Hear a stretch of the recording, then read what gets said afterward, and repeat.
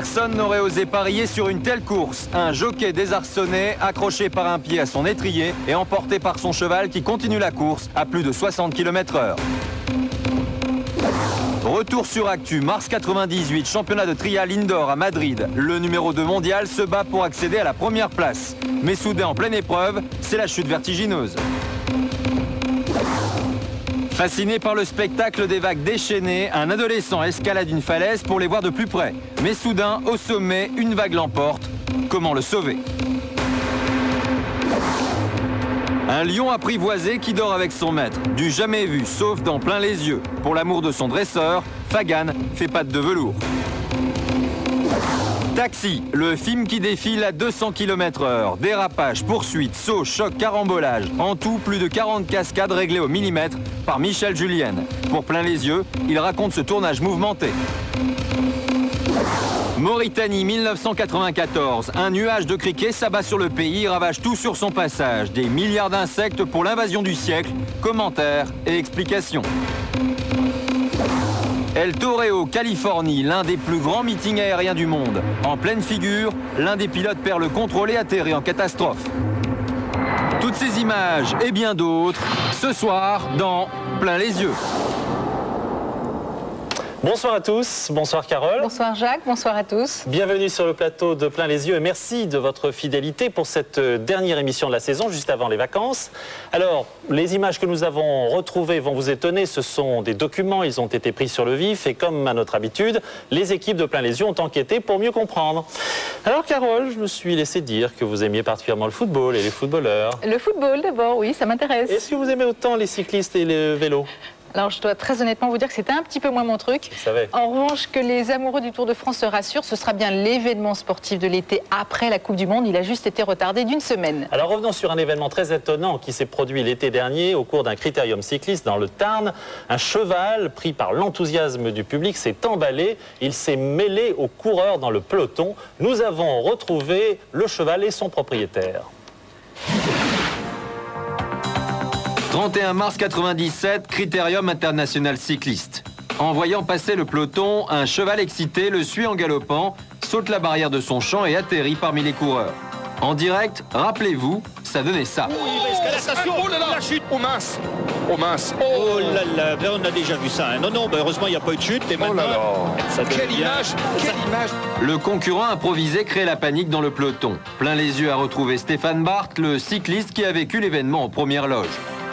J'ai vraiment vu une masse m'arriver sur le vélo. Et je me suis dit à ce moment-là que s'il me tombait dessus, ça allait me faire mal. Maintenant, on voit que je suis là. Donc quand il a sauté, j'étais juste à côté de lui. Et j'ai réussi à me dégager assez rapidement. Miracle ou réflexe, en quelques secondes, le peloton s'écarte pour éviter le cheval emballé. Il y en a qui ont eu peur, donc ils ont freiné, d'autres ils ont eu peur comme moi et on a accéléré pour justement éviter qu'il y ait un problème. Enfin, le but de tout le monde était d'être le plus loin possible du cheval pour qu'au cas où il y ait une chute du cheval, surtout, on puisse l'éviter et que tout le monde s'en sorte indemne. Contrairement à d'habitude où on voit des animaux courir comme ça, j'ai de suite pensé qu'il n'allait pas s'arrêter. Parce que d'habitude les chevaux courent mais ils font demi-tour dès qu'ils arrivent à la clôture, alors que lui, on voyait vraiment qu'il allait prendre de l'impulsion pour sauter.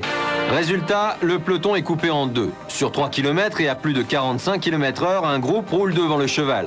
Un autre groupe reste coincé derrière lui. Pourtant, la course n'est pas interrompue, car finalement aucun coureur ne chutera. Alain Bellac, propriétaire de ce héros, pas comme les autres, a accepté de nous le présenter. Voilà, je vous présente Jindor Rochelet, cheval de 7 Français de 7 ans. Le cheval qui a essayé de voler la vedette aux cyclistes du Critérium du Tarn 1997. Jindor est un cheval de saut d'obstacle, plutôt anxieux de nature. Selon son propriétaire, c'est le bruit de l'hélicoptère qui suivait la course qui l'a effrayé et qui a provoqué sa fuite en avant. En arrivant devant un obstacle, Jindor a sauté. C'est à ce point précis que le cheval a pris son appel pour sauter au-dessus de la clôture et il se retrouve en contrebas, 6-7 mètres plus loin. Sur le saut, on voit que le cheval coupe le fil. Heureusement pour lui, parce que si le fil n'était pas coupé, le cheval n'aurait peut-être pas pu se réceptionner sur ses pieds et tomber à genoux et tomber au milieu des coureurs cyclistes.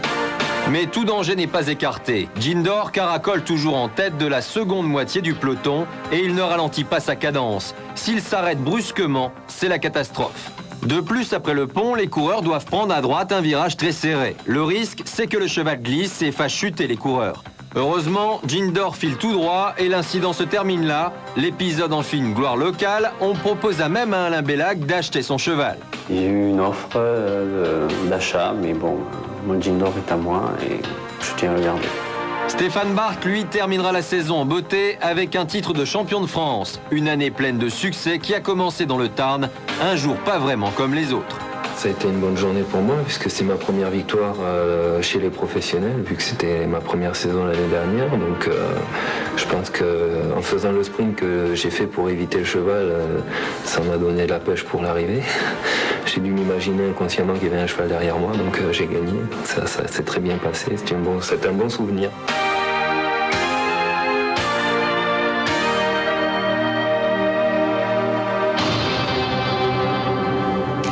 Restons dans le monde du cheval et Jacques, je pense que l'idée de devenir jockey ne vous a jamais effleuré parce que vous n'avez pas les critères physiques requis, je crois savoir ça.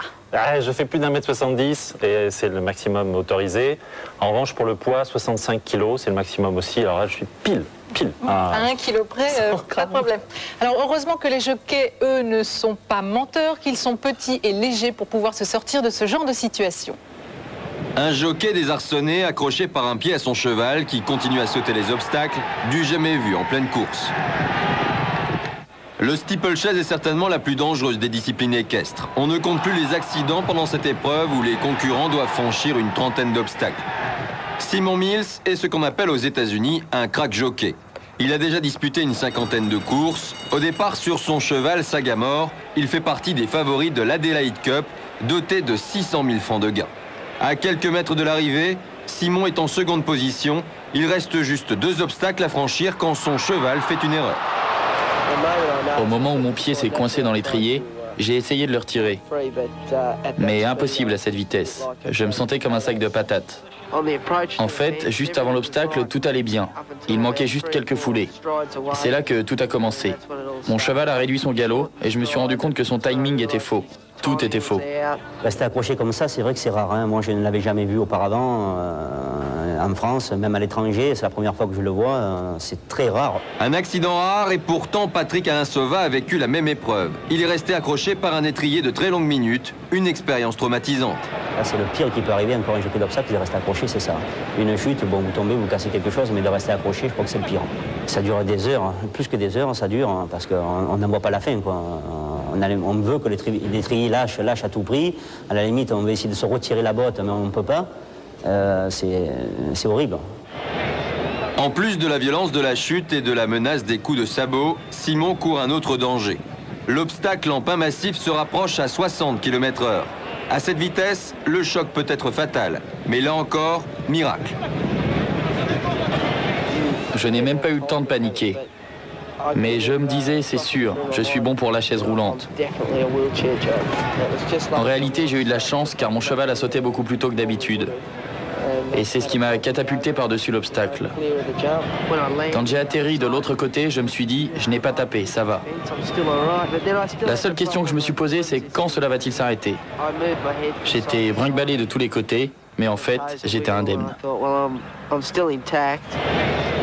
Ou presque. Simon n'a eu qu'une fracture du bras. Une blessure légère quand on sait ce qu'il risquait vraiment. Vous voyez ces obstacles-là encore, ce seraient ces obstacles-là, c'est de la fougère avec du fusain. Donc, à la limite, là, il ne risquait pas trop grand-chose, vous voyez, parce que c'est souple. Mais ce qu'il y a, c'est que comme ça se passe en Australie, vous avez ce genre de troncs d'arbres, mais vous les avez en montant. Donc, vous en avez 3 en montant, ça monte jusqu'ici. Vous avez 3 troncs d'arbres comme ça. Donc, c'est qu'à chaque fois, il tape dans les troncs d'arbres, le jockey. Et ça, il aurait pu, mais alors, comme on dit, se massacrer. C'est vraiment incroyable que le gars a pu résister à ça. Incroyable également que personne ne soit intervenu. Ni les organisateurs, ni les 25 autres jockeys n'ont tenté le moindre geste pour arrêter la course ou le cheval emballé. D'abord, il n'y a pas de jockey à proximité du cheval pour pouvoir faire quoi que ce soit. Et personne ne peut imaginer que le pied du jockey va rester aussi longtemps bloqué dans l'étrier. Non, la course n'est pas arrêtée, c'est un incident de course qui est relativement exceptionnel, mais il n'y a pas lieu, d'après le code de course, d'arrêter la course pour ce genre d'incident. Heureusement, les chevaux ont le réflexe naturel de s'écarter d'un obstacle. Ils ont donc évité Simon. Sagamore s'arrêtera finalement tout seul. Après quelques semaines de convalescence, Simon Mills a participé, mais bel et bien en selle cette fois, à de nouveaux steeplechase. Les 70 000 spectateurs australiens auront donc assisté à un tiercé doublé d'un numéro de haute voltige dont se souviendront toujours Simon et Sagamore. Et oui, c'est comme ça, c'est la course avant tout. Oui, mais c'est impressionnant. Ouais. Alors aux États-Unis, les sauveteurs emploient parfois des moyens très sophistiqués, même de très haute technologie. Oui, il leur arrive d'utiliser des caméras avec fibre optique dans certaines de leurs interventions. Et le sauvetage que nous allons découvrir maintenant méritait bien que l'on déploie les grands moyens. Ces tout petits chiots âgés de 6 semaines sont tombés accidentellement au fond d'un puits de 11 mètres. Pour les sauver, une équipe de pompiers, d'enquêteurs de la SPA et même d'égoutiers départementaux se mobilisent. Sous le choc, Rhonda Crawford, leur propriétaire, a du mal à retenir ses larmes. Elle ignore s'ils sont encore en vie. À cette profondeur, impossible d'entendre les chiots et encore moins de les voir. Les sauveteurs doivent trouver une solution pour atteindre le fond du puits. Rhonda est effondrée, elle craint le pire. Mais l'équipe de sauvetage a pensé à tout et surtout à ça. Ça, c'est une caméra minuscule qui va permettre de localiser les 3 chiots. Grâce à ce système, les secours vont pouvoir suivre chaque mouvement de l'opération sur ce téléviseur. Allez, les recherches peuvent commencer. J'essaie de voir quelle est la profondeur. Ça, je peux pas te le dire. Là, on arrive au fond. Il faut regarder dans plusieurs directions. Tiens, ça y est, ils sont là. Les chiots sont enfin localisés. Reste à savoir s'ils ont survécu à cette terrible chute. Serrés les uns contre les autres dans une faille de quelques centimètres, ils ne forment plus qu'une grosse boule. L'un d'entre eux semble bouger, il reste un espoir. Peut-être sont-ils seulement endormis. Rapidement, les secouristes élaborent un plan d'action. Pour y arriver, j'ai besoin d'un objet flexible et courbe pour les attraper avec un papier collant ou pour les prendre au collet un par un. Le plan de sauvetage est simple. Il faut apposer la partie collante d'un piège à souris sur une pièce de plastique. Le tout est fixé au bout d'une tige que l'on va descendre jusqu'au chiot. Le but, tenter d'attraper un à un les chiots avec la tige enduite de colle. Pendant plus d'1 heure, les sauveteurs font l'impossible, mais les petits chiots sont trop lourds. Malgré tout, Rhonda reste optimiste. Je les ai vus. Ils sont vivants. Ils dorment les uns contre les autres. L'agitation générale finit par réveiller les 3 chiots. Ils sont bien vivants. On peut maintenant entendre leurs cris. Rapidement, les secours envisagent une autre solution. Ils construisent une longue tige avec un nœud coulant. Le principe est cette fois, passer la boucle autour des chiots et les tirer doucement le long du puits. Mais le nœud coulant présente 2 risques. Trop serré, il peut les étrangler. Trop large, les chiots peuvent tomber et ne pas survivre à une seconde chute. Grâce à la caméra, le sauveteur suit avec précision chacun de ses gestes. D'une main experte, il enroule le premier bébé en prenant bien garde de ne pas l'étouffer. Le chiot va-t-il supporter la longue remontée? Oui, le premier essai est un vrai succès.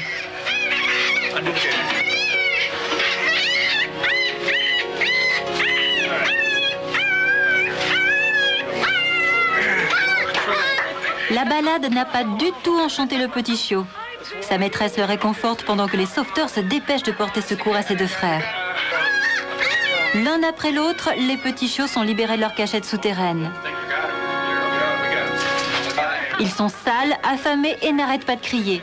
Après cette grosse frayeur, ils ont bien mérité un gros câlin. Il était temps que vous sortez de là. Oh, comme ils sont sales. Ils sont peut-être sales, mais ils ont une tête mignonne. Hein. Le pas en adopter un.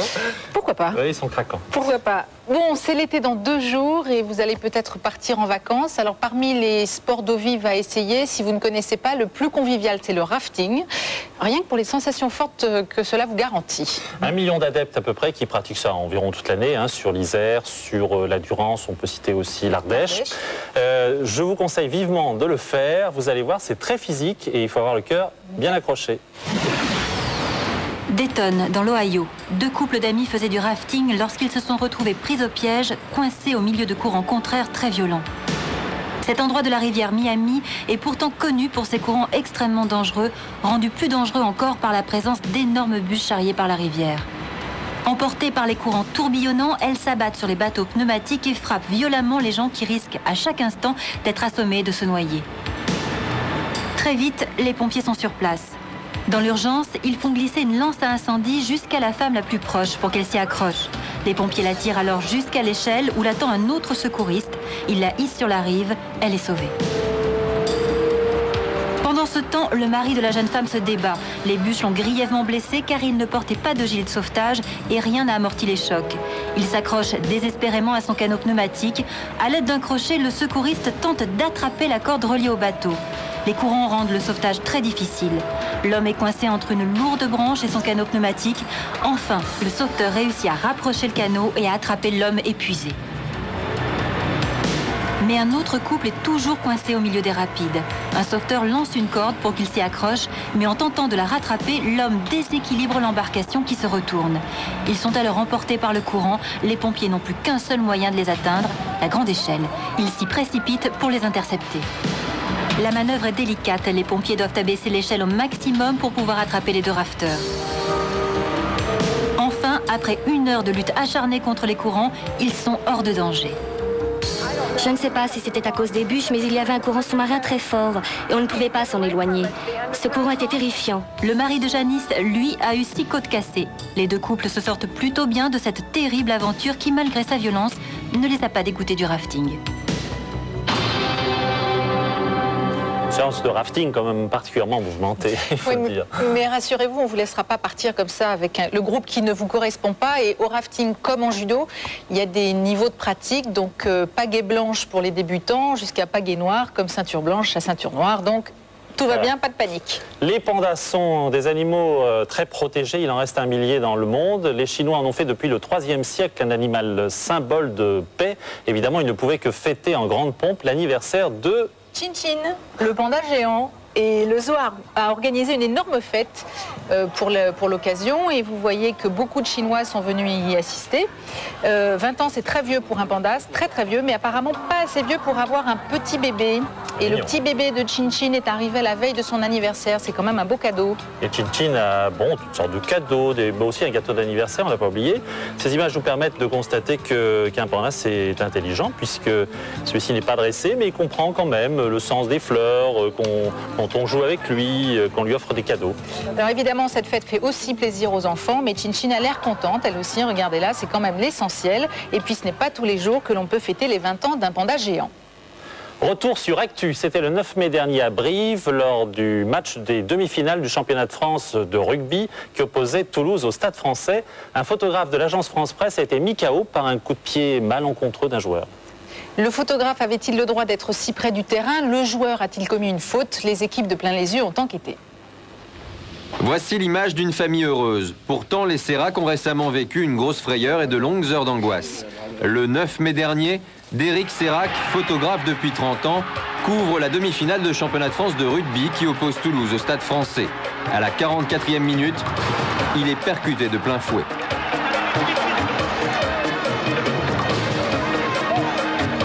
Je pense que le ballon a dû sortir très vite et qu'une action a démarré très très rapidement. J'étais en bord de terrain, donc j'attendais effectivement que ça arrive sur moi.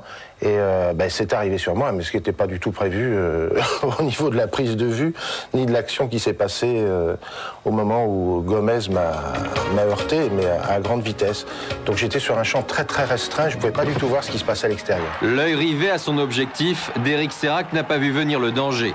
Un danger bien involontaire nommé Arturo Gomez. Je ne l'ai pas vu. Je m'en suis rendu compte quand je l'ai percuté qu'il était là. Comme j'arrivais en travers, je ne le vois pas, il est juste là. Vous voyez, je coupe. Et là, oh non, même pas, je ne sais pas si j'essaye de passer par-dessus. Vous voyez, je mets un genou un peu en travers.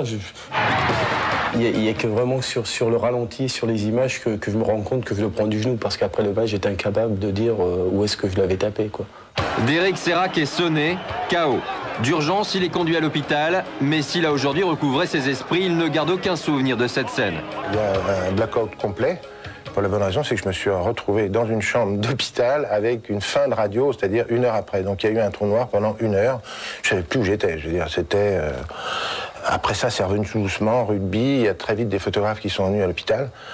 et qui ont vu que j'avais repris connaissance. Mais 1 heure, c'est long et j'ai aucune conscience. Maintenant que je me vois sur une civière en train de me tenir la tête, c'est presque une découverte parce que je l'ai jamais vu. Ça m'a fait drôle quoi, quand je vois papa tomber comme ça, boum, se prendre le tibia de Gomez derrière l'oreille. Je me dis, c'est vraiment bizarre. Mais le match, lui, continue. J'ai essayé de me reconcentrer sur mon match. Et non, je ne peux pas dire que ça m'a gêné. Bon, ensuite, on a poursuivi le match, je dirais, comme d'habitude. Mais bon, il est toujours que de suite après le match, c'est les premières questions, c'était savoir si la personne allait bien, etc. Au fait, au moment du choc, Derrick Serac était-il bien placé? J'étais très très bien placé et j'étais pratiquement un des seuls photographes de ce côté-là parce que la plupart des photographes pensaient que Toulouse allait gagner. Je me doute que lui, son objectif, c'est de chasser l'image. Donc pour lui, il devait être bien placé. Moi, je dirais que c'était un peu limite, on va dire. Le règlement est formel. Les photographes doivent se trouver à plus de 3,50 m de l'aire de jeu. Mais sur certains terrains, c'est impossible. Il y a des stades qui ne sont pas adaptés, il y a des stades qui ne sont pas adaptés. Il y a des spectateurs qui nous mettent la pression pour qu'on travaille assis. C'était le cas, le photographe était assis, donc il n'a pas pu se reculer, se protéger.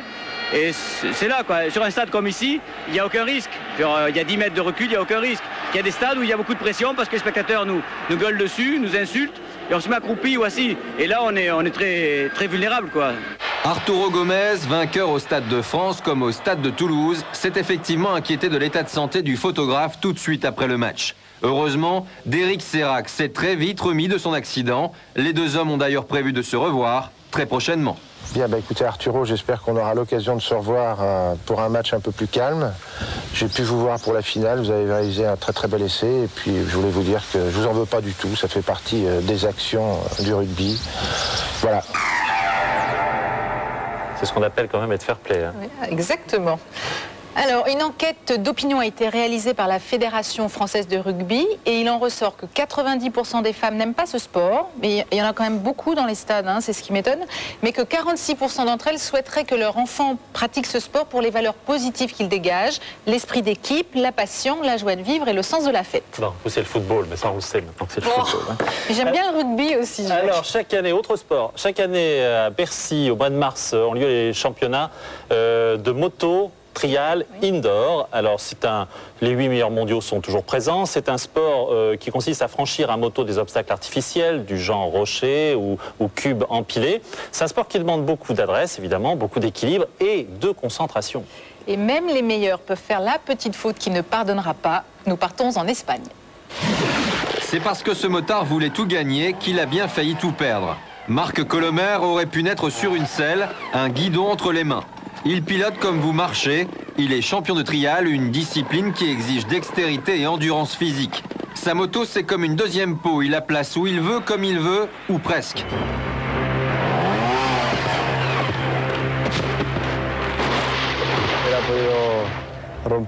Normalement, j'aurais dû me casser les jambes, les bras, la tête ou encore la colonne vertébrale.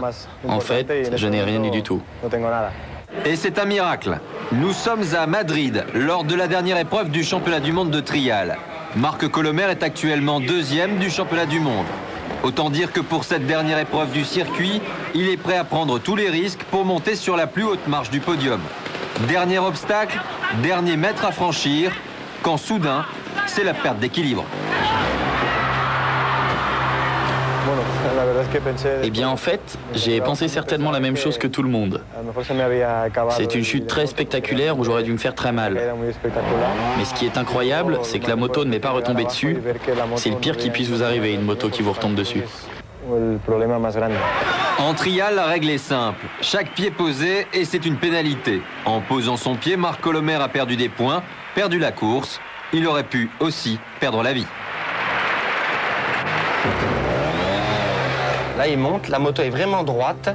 Il va poser ce pied et son pied, on va voir qu'il va glisser. Là, paf. Et là, voilà, alors là, il a vraiment eu chaud et ça arrive jamais en trial. Faire des gamelles aussi fortes que ça. Le public du Palais des Sports a poussé un cri de terreur. Et il y a eu un début de panique parce que nous ne savions pas de quoi il souffrait. À la télévision, ça passe rapidement, mais je peux vous dire que pour moi, ça a duré de très longues minutes cette chute. Surtout quand on voit qu'en plus de la hauteur, mon dos a touché là, et ensuite ma tête a cogné le mur en bas. Une chute de 10 mètres de haut, mais seulement quelques contusions. Marc Colomer se relèvera sans aucun dommage physique sérieux. Il restera 24 heures en observation à l'hôpital.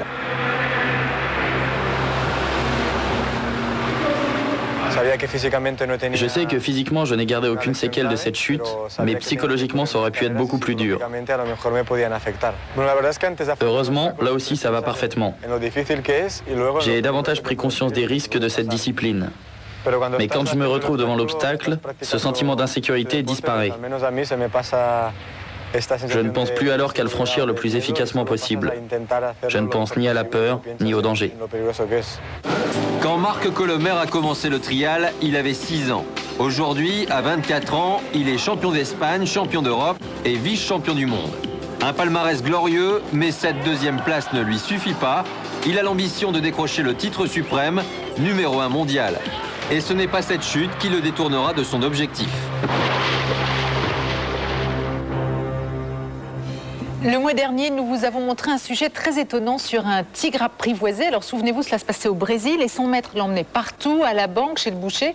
Cette fois-ci, nous avons des images encore plus exceptionnelles. Elles sont tirées des archives de la Paramount, mais cette fois, il s'agit d'un lion. Alors nous sommes en Californie. Et la personne que vous voyez s'appelle Floyd O. Houston. Et le gros chat qui fait semblant de lui manger la main, c'est Fagan. Floyd est dompteur dans un cirque. Il a élevé Fagan depuis qu'il est tout petit, depuis sa naissance même. Aujourd'hui, Fagan a 3 ans. Il pèse environ 180 kilos. Et comme vous pouvez le voir, ils adorent jouer ensemble. Ils simulent des combats. Malheureusement, Floyd a dû partir au service militaire. Il voulait emmener son lionceau sous les drapeaux en pensant que cette idée séduirait ses compagnons de régiment. Seulement, l'état-major lui a décrété que c'était impossible. Et il lui a cependant accordé un traitement de faveur. Oui, c'est vrai que Floyd a pu trouver une maison à Fagan, à proximité de la caserne, pour pouvoir s'en occuper, comme ça, le soir, pendant les week-ends, pendant les permissions. Et ils sont quand même toujours très tristes de se séparer. Et oui, ils sont attachés, qu'est-ce que vous voulez, l'un à l'autre. C'est ainsi, ils sont, on va le dire, inséparables. Et vous allez voir, ils partagent tout, on l'a bien compris. Ils partagent absolument tout, même la caserne, vous imaginez, et même le lit. Incroyable. Ils dorment ensemble. On ne sait pas s'ils dorment la moustache au-dessus ou en dessous des draps. Comme le capitaine Haddock. Pour la barbe. Toujours dans le dernier numéro de Plein les yeux, vous avez pu découvrir ce qu'est un mascaret. Alors c'est cette marée, c'est la marée qui remonte l'estuaire d'un fleuve à contre-courant en formant une énorme vague. Bravo, je vois que vous avez retenu ce que c'est. Alors maintenant, on va vous parler d'un phénomène tout à fait différent qu'on appelle un tsunami. Tsu venant du japonais, qui veut dire port, et nami vient de vague. Ça veut dire vague en japonais. Vous allez voir, c'est très dangereux. Côte californienne, un jour de beau temps. Un petit bateau de pêche rentre au port lorsque soudain une énorme vague surgit de nulle part et le retourne. Puis, plus rien, le calme plat. Comment expliquer cette seule et unique vague ? Après le passage de cette vague, la mer reste calme, ce qui fait que ça n'est pas véritablement une vague, c'est à mon avis plutôt un tsunami ou une onde provoquée dans la mer par un tremblement de terre. Le tremblement de terre a très bien pu avoir lieu au milieu du Pacifique ou sur les côtes du Japon, et l'onde s'est propagée jusqu'ici à des vitesses extrêmement importantes, de l'ordre de 500 km à l'heure. Cette onde crée une vague unique qui emporte tout sur son passage. Mais le bateau renversé commence à couler, le pêcheur est coincé sous la coque, il faut faire vite. Heureusement, les secours ont aussitôt été alertés.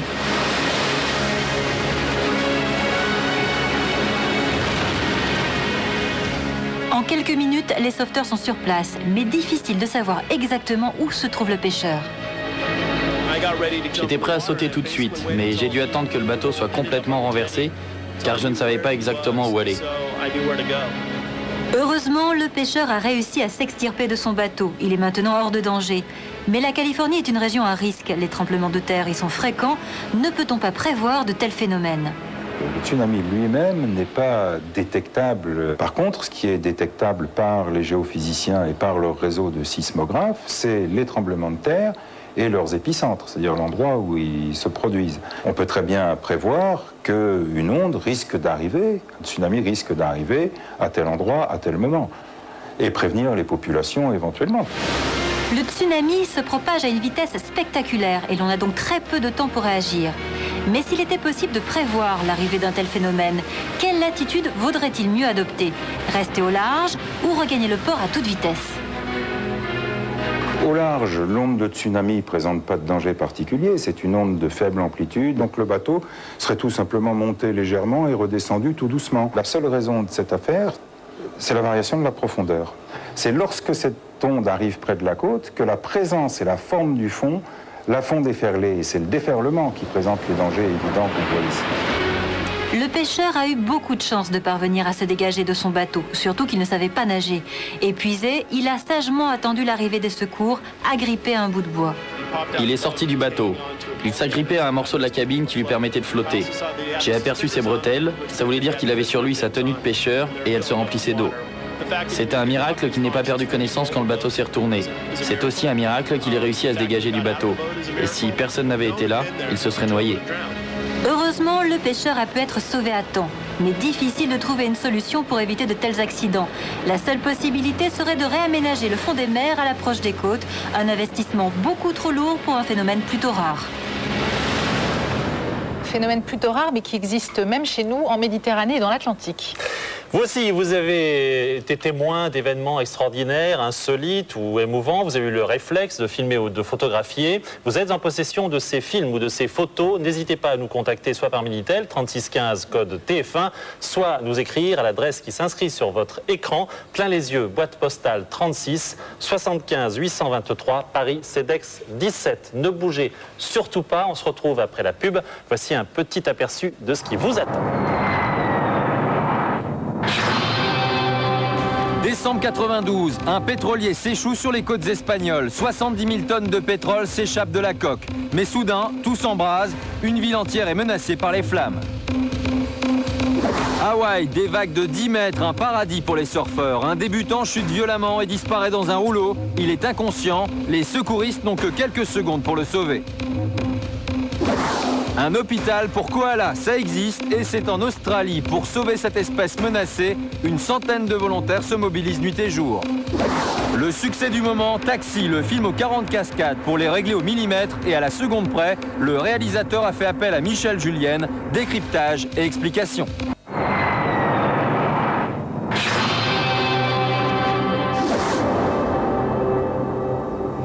Vous êtes bien sur le plateau de Plein les yeux, merci d'être avec nous. Nous continuons notre tour du monde en images avec des images inédites, étonnantes et même émouvantes. 3 mois seulement après sa sortie, le film Taxi de Gérard Pires et Luc Besson est en train de devenir un des succès cinématographiques de cette année. Alors si vous ne l'avez pas encore vu, d'abord allez-y, puis ensuite sachez que c'est une comédie faite surtout de poursuites et de cascades en voiture dans les rues de Marseille à 200 à l'heure, vitesse réelle. Alors ce sont les plus grands pilotes automobiles qui ont participé à ce tournage et grâce à eux, il n'y a eu aucun accident. Quant aux cascades, elles ont toutes été supervisées par Michel Julienne, le fils de Rémi Julienne. Nous vous emmenons dans les coulisses du film Taxi. Vous pouvez attacher votre ceinture, s'il vous plaît?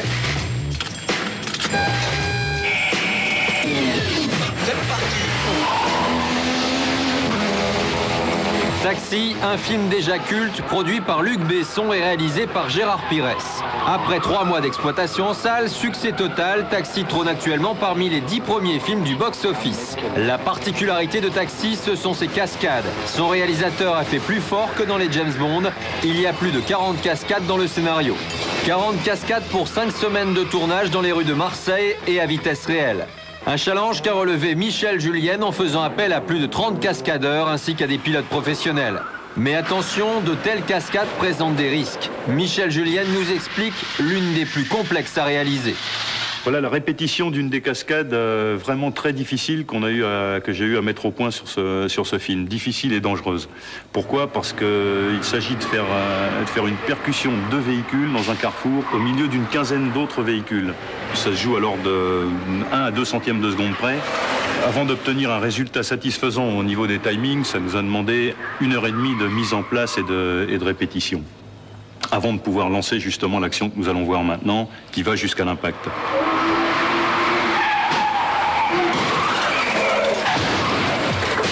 Et c'est une fois que tout le monde a été descendu des voitures, qu'on a vu que tout le monde était sain et sauf, qu'on a poussé un grand ouf de soulagement.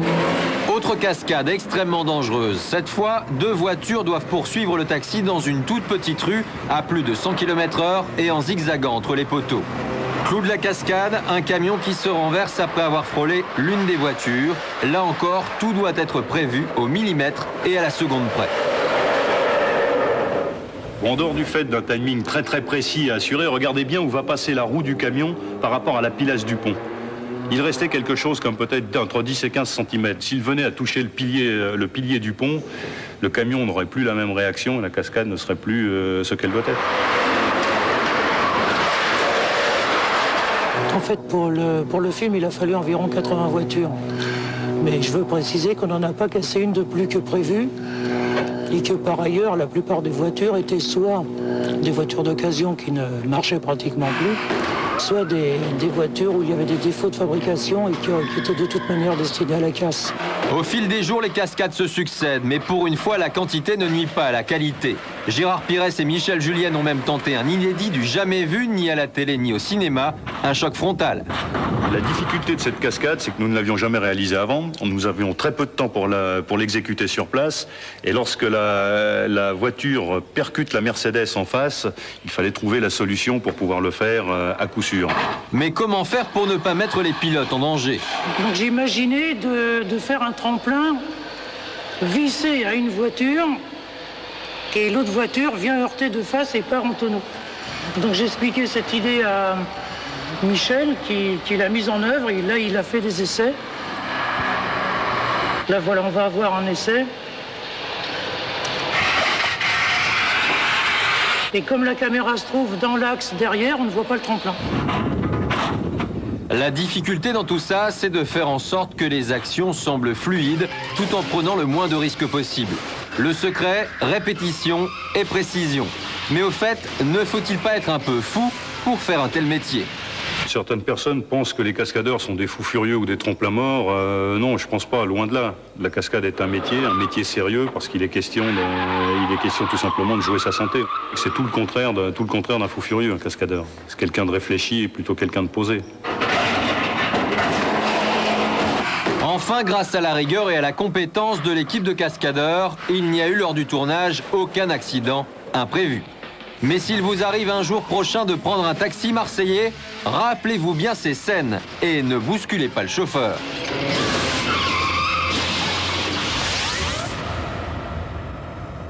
Alors pour la petite histoire, sachez qu'il a fallu quand même 110 véhicules pour tourner ce film Taxi. 80 ont fini à la casse, c'est quand même pas mal. C'est quand même pas mal, absolument. Pour tous ceux que le surf ou les surfeurs font rêver, sachez qu'il existe en France une formation unique, c'est le sport-études de surf de Biarritz. Alors cela s'adresse aux lycéens qui ne rêvent que de ça et qui peuvent, en même temps qu'ils suivent une scolarité normale, s'entraîner 3 heures par jour et la plupart font déjà des compétitions. Alors le surf, c'est un sport très physique, hein, des beaux surfeurs blonds, c'est mieux que les footballeurs. Hein. Bon, enfin bref, et on n'a pas le droit à l'erreur, surtout ça. Un soleil de plomb, des vagues gigantesques, Hawaï, c'est le paradis pour les surfeurs du monde entier.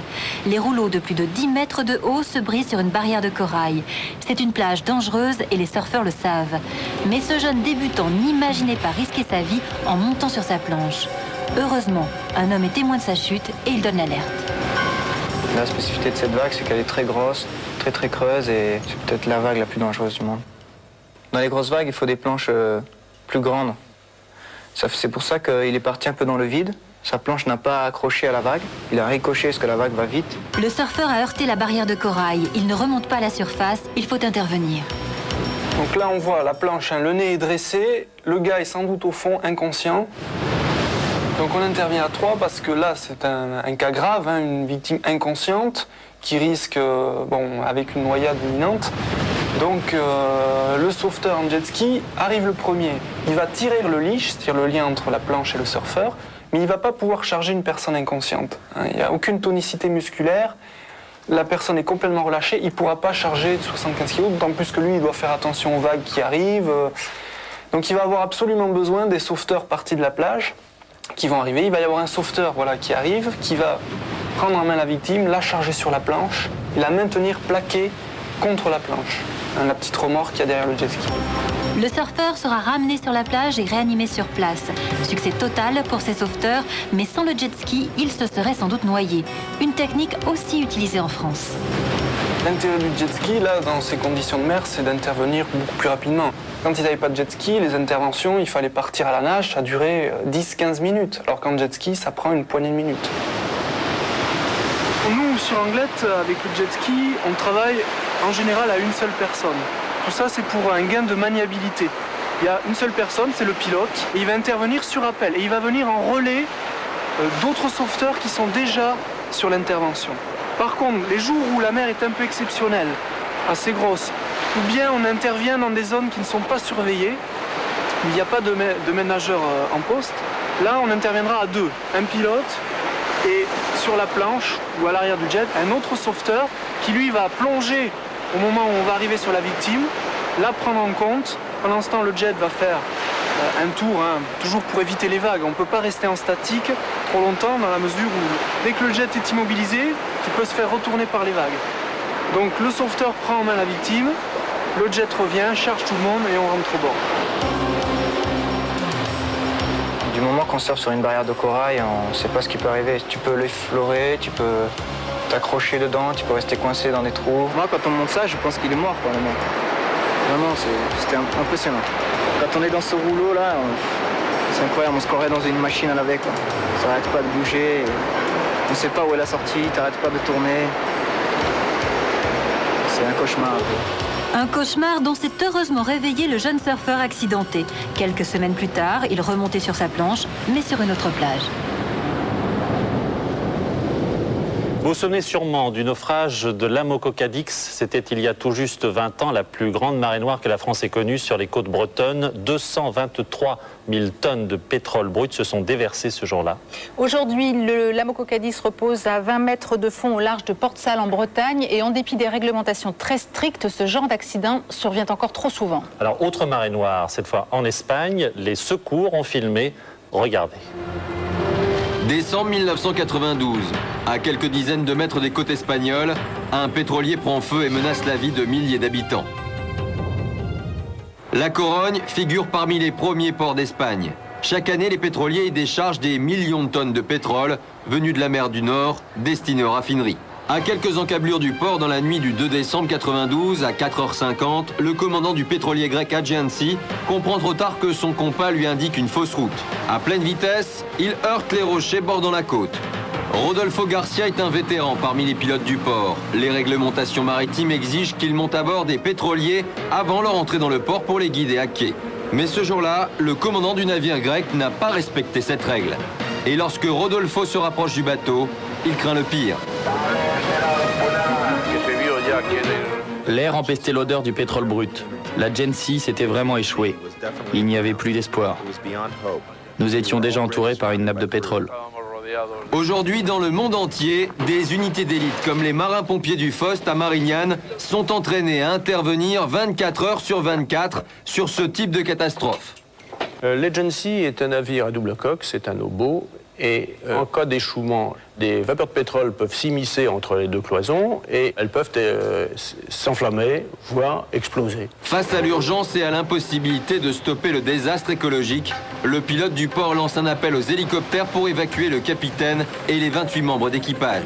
Les vents soufflent à plus de 100 km/h et les vagues qui secouent le navire rendent l'évacuation lente et difficile. Les vapeurs de pétrole envahissent l'atmosphère et peuvent exploser à tout moment en s'engouffrant dans les turbines des moteurs. Parfois, il vous vient l'envie de demander à Dieu pourquoi vous avez été choisi pour décider qui doit être évacué et qui doit encore attendre. À l'aube, Rodolfo et plus d'une douzaine d'hommes attendent encore d'être secourus. Dans son hélicoptère, Luis Suarez multiplie les risques en s'approchant dangereusement du navire à chaque élitroyage. Une fissure est une fissure. Elle est toujours dangereuse pour un navire. C'est pire pour un pétrolier. Même un simple jeu entre les parois peut provoquer une étincelle et ensuite, c'est l'explosion. On a l'impression de survoler une bombe. Les heures passent et la situation devient de plus en plus critique. Les vapeurs de pétrole s'étendent dans l'atmosphère, devenues irrespirables, mais l'équipage ne peut même pas sauter du navire car la tempête fait rage et il risquerait de se noyer ou d'être écrasé contre les rochers.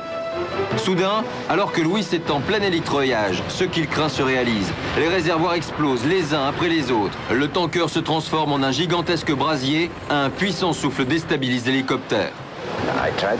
J'ai tenté de rester en vol stationnaire, mais soudain, nous avons été pris dans l'air chaud et l'hélicoptère est devenu très instable. Louis est alors obligé de s'éloigner en pleine manœuvre, le matelot toujours suspendu sous l'appareil. Rodolfo et les 6 membres d'équipage n'ont plus le choix, ils sautent à la mer en essayant d'éviter au maximum la nappe de pétrole enflammée. Il fallait à tout prix échapper aux flammes. Je prenais de l'eau dans la bouche pour voir si c'était de l'eau de mer ou du pétrole, et lorsque je sentais que c'était saturé de brut, je nageais. Enfin, grâce à un canot de sauvetage, ils arriveront à se frayer un passage entre les rochers et le pétrole en flammes. Mais si l'équipage est hors de danger, c'est maintenant toute la ville qui est menacée. Des centaines de personnes sont évacuées d'urgence. Manuel Santalla fait partie de ceux qui doivent quitter leur maison devant ce gigantesque mur de feu qui s'étend inexorablement. C'était le chaos. Des gens essayaient de s'échapper par tous les moyens possibles. Les autorités sont inquiètes. Les vents violents peuvent rabattre le feu vers la ville et mettre en péril la vie de 270 000 habitants. Toute la baie de la Corogne, qui mesure entre 15 et 20 km de large, n'était que fumée et flammes. C'était une gigantesque boule de feu. Toute la mer était en feu. À la tombée de la nuit, les pompiers surveillent toujours la mer en feu. La zone est isolée par un cordon de sécurité. Ça brûle partout. Dans cette situation, on pourrait penser qu'il faut éteindre. En fait, on laisse brûler, car c'est un moyen d'éviter la pollution marine. Tout ce qui aura été brûlé de la cargaison sera autant qu'il ne sera pas à la surface de la mer. Le deuxième jour, la Giansi se brise en deux. Les autorités savent que 25 000 tonnes de pétrole, toujours dans la coque, peuvent encore s'embraser.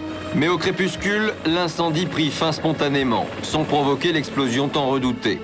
Pourtant, les flancs du navire déversaient toujours dans la mer leur dangereuse cargaison.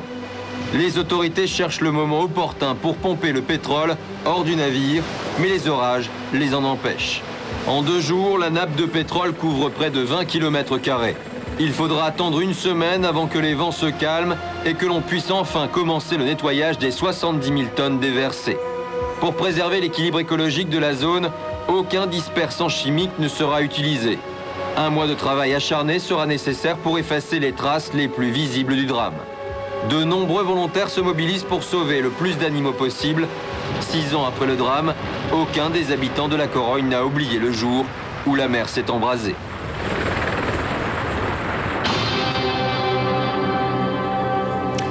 Paradoxalement, cette pollution, c'est la pollution la plus facile à combattre. Dans l'exemple que l'on a vu, 500 personnes pendant 1 mois ont nettoyé les côtes et au bout de 5 mois, il n'y avait plus aucune trace de pollution, car en plus de cela, la mer et les bactéries servent de nettoyeurs en fait. Ah oui, la mer fait bien les choses. Attention, bricoleuse, bricoleur, en revanche, le white spirit que vous jetez dans l'évier, et lui, il est très polluant. Il faut pas. Plus. Ouais, il faut y penser.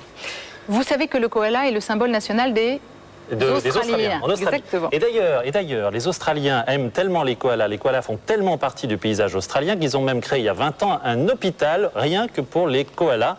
Alors, il faut savoir que de nombreux koalas sont pris au piège des incendies, nombreux en Australie, et aussi qu'ils sont victimes des pesticides. Alors, dans ces cas-là, ils les transportent à l'hôpital de Port Macquarie où l'on prend bien soin d'eux, bien évidemment. Alors, regardez comme ils sont mignons. Ça, c'est un bébé qui est très curieux et qui adore jouer avec les caméras. Regardez-le. Hop. Alors vous allez voir, ce sont les femmes qui s'occupent d'eux, comme s'il s'agissait de nourrissons. Hein. Et elles leur donnent non pas un biberon, mais enfin presque, quoi. C'est du lait en tout cas, avec des pipettes. Il y en a un qui a l'air de bien se régaler. Et puis dès qu'ils sont rétablis, ils mangent ce qu'ils préfèrent, c'est-à-dire les feuilles d'eucalyptus. Bon, il ne faut pas oublier qu'ils arrivent ici la plupart du temps avec des brûlures aux pattes ou au nez. Et celui-ci a été fortement brûlé dans le dos, regardez ça. Et beaucoup souffrent de déshydratation aussi. Alors, ces koalas, il faut des volontaires pour aller, qui parcourent la forêt pour aller à leur recherche de ces koalas blessés. Une équipe de télévision les suit d'ailleurs là pour filmer l'expédition. Et ils en ont repéré un. Il s'est réfugié apparemment au sommet de cet arbre. Oui. Ils vont tenter de l'attraper avec une perche au bout de laquelle se trouve, vous allez le voir, un large sac de toile. Pas facile de le faire tomber dans le sac. Non, c'est pas facile parce qu'en plus le koala ne sait pas si c'est pour son bien ou pas, mais hop, ça y est, là ils l'ont récupéré et ils sont vraiment contents parce que ça fait un de plus de sauver. Et souvent une fois qu'ils l'ont maîtrisé et puis mis dans une petite boîte, ils sont obligés de lui mettre un masque à oxygène car ils ont souvent beaucoup absorbé de fumée toxique. Oui, il faut le dire, on le disait tout à l'heure, c'est vrai que les Australiens adorent les koalas. Et puis surtout qu'il y a beaucoup de feux de forêt en Australie. Voilà. Et regardez-le, il fait un petit câlin à sa maman adoptive. Voilà. Voilà, c'est tout mignon. Ça va mieux. Cet été, à la plage, si vous arrivez d'être en difficulté dans l'eau, si vous arrivez une crampe par exemple. Ce qu'on ne vous souhaite pas. Hein. Évidemment, mais ce qui peut arriver même aux très bons nageurs, surtout le bon réflexe à avoir, c'est de lever les bras pour faire les signes au maître nageur. Surtout ne pas nager à contre-courant, ça vous épuiserait. Il vaut mieux se laisser dériver un petit peu et en attendant les secours. Ces règles de sécurité sont simples, elles peuvent vous sauver la vie, mais le mieux c'est quand même de ne pas partir seul et de ne pas partir sans être sûr de pouvoir revenir, comme ce fut le cas pour ce jeune homme. Non, ce n'est pas un épisode d'Alerte à Malibu, mais la triste réalité. Ryan Casquet, 15 ans, est en train de se noyer. Depuis de longues minutes, il se bat contre le courant et là, il est au bord de l'épuisement. Ryan et ses amis ont l'habitude d'aller surfer après les cours. Surpris par le courant, ils ont tous réussi à regagner le rivage, tous sauf Ryan. L'un d'entre eux a alerté les gardes-côtes qui se précipitent, mais c'est peut-être déjà trop tard. L'hélicoptère survole la côte à basse altitude car ils ignorent où se trouve Ryan exactement. À l'intérieur, les sauveteurs sont prêts à intervenir. Vu d'en haut, l'océan paraît calme et immense. Soudain, à 1 km au large, les gardes-côtes localisent enfin l'adolescent.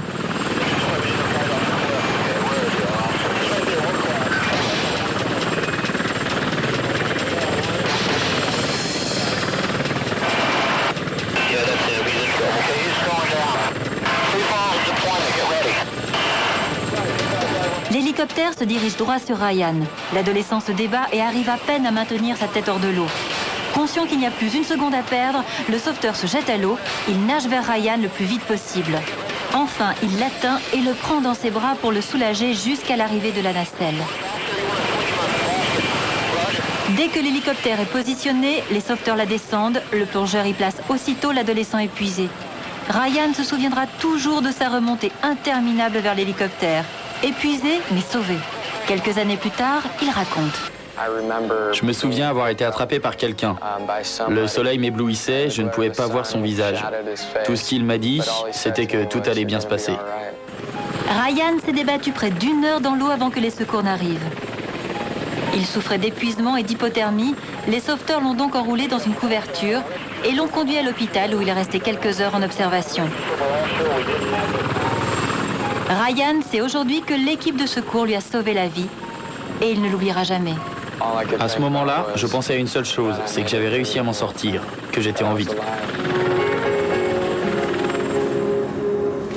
Rien que l'année dernière, 3000 personnes ont été secourues sur les plages de France, dont 252 d'un danger grave, ce qui est beaucoup quand même. Et puis soyez prudents pendant ces vacances.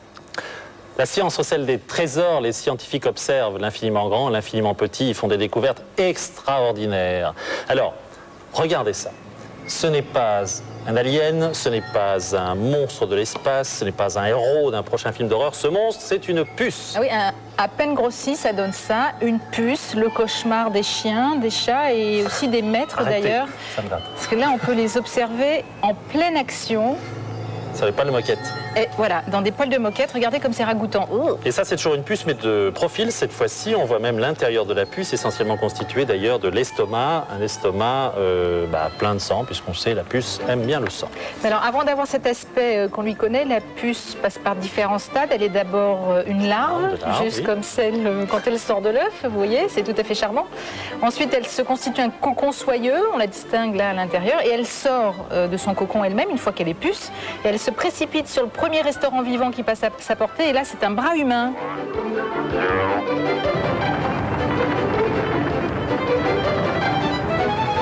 Alors la spécificité des puces, c'est qu'elles sautent, ça vous le savez, et oui, elles font des acrobaties insensées, et ça a donné des idées à certains. Figurez-vous que les cirques de puces, ça n'est pas une légende, ça existe vraiment, et depuis longtemps. Là par exemple, nous sommes en 1923 à Paris. Alors, intelligence ou réflexe, c'est la question, mais enfin en tout cas ça marche et ça démange aussi. Alors vous allez voir la puce dans plusieurs numéros, parfaitement rodée. D'abord une puce funambule. Vous allez voir aussi une puce, regardez, avec la barre, hein, comme les vrais funambules. Vous allez voir aussi que les puces savent lancer des projectiles et même que les puces savent faire tourner des manèges. Incroyable. Et la dernière, la voilà, et elle est tout à fait d'actualité. Eh ben, elle joue au foot, cette puce-là, elle marque des buts. C'est pas vous, là? Non, et là, ça fait rêver le petit garçon qui n'a pas vu tout ce que nous avons vu avant, c'est-à-dire des horreurs. Alors, les puces, ça c'est faire des bonds de 30 cm. Alors, on a fait des petits calculs pour rire. Ça équivaut à un homme à un bond de 300 mètres, c'est-à-dire que c'est comme si nous étions capables de sauter aussi haut que la Tour Eiffel. Et c'est une accélération? D'une cinquantaine de G, je crois, non, 140 G, c'est-à-dire 50 fois plus que ce que subit un pilote de chasse. Bon, pour en finir avec ces charmantes bestioles, sachez qu'une puce peut absorber 15 fois son poids en sang par jour, qu'elle existe sur Terre depuis 60 millions d'années. Sa résistance aux insecticides inquiète les chercheurs et elle serait l'une des rares avec le scorpion à survivre à une explosion nucléaire. Alors moi je dis, il ne manquait plus que ça. Alors, autre fléau, redoutés dans un certain nombre de régions du monde comme l'Inde, le Pakistan, le Proche-Orient ou l'Afrique noire, ce sont les criquets pèlerins parce qu'ils ravagent littéralement les cultures, souvent seule ressource alimentaire pour les habitants. Ils se déplacent en nuages, en formant des nuages dans lesquels ils sont des milliards, des nuages qui peuvent même obscurcir le ciel parfois. Et au vu des images que nous allons découvrir maintenant, on comprend mieux pourquoi les paysans ont un mal fou à les éliminer. Octobre 1994, un nuage assombrit le ciel de Mauritanie. C'est une invasion de criquets. Des milliards d'insectes pour l'invasion du siècle. Des insectes qui mesurent jusqu'à 10 cm de long. Regroupés en essaims, ils parcourent des milliers de kilomètres, ravageant tout sur leur passage. Cette année-là, toutes les conditions météorologiques sont réunies pour une invasion exceptionnelle. Les pluies abondantes et la chaleur humide ont favorisé l'éclosion des œufs. Et même si un criquet ne vit que 6 mois, il a le temps de détruire pour se nourrir d'immenses étendues de végétation et de culture. En Mauritanie, les dégâts sont considérables. Le nuage d'insectes est gigantesque. On a des informations des pêcheurs qui viennent, qui nous disent qu'ils s'étalent sur 140 km. Et que nous-mêmes, nous avons vu la largeur, ça peut aller de 2 à 7 km. Mais ce qu'on sait, c'est qu'en général, un kilomètre cube, il peut contenir plusieurs dizaines de millions à quelques milliards d'individus par kilomètre cube. Porté par le vent, le nuage est venu de la mer Rouge, en passant par le Maroc et l'Algérie. Le matin, donc, il commence à s'envoler et il s'envole donc toute la journée en faisant des tourbillons, des mouvements circulaires, des escales. Et la nuit, dès qu'il fait sombre, il s'arrête et la température également, dès qu'elle baisse, il s'arrête, il perche sur les touffes et il passe la nuit en mangeant. À la recherche de zones humides et de nourriture, les criquets dévorent tout sur leur passage.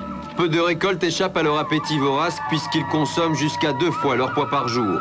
Pour se défendre contre l'envahisseur venu du ciel, les agriculteurs utilisent toutes sortes de subterfuges. Mamadou, lui, s'est battu pour sauver sa récolte. Il se souviendra longtemps de l'arrivée des criquets.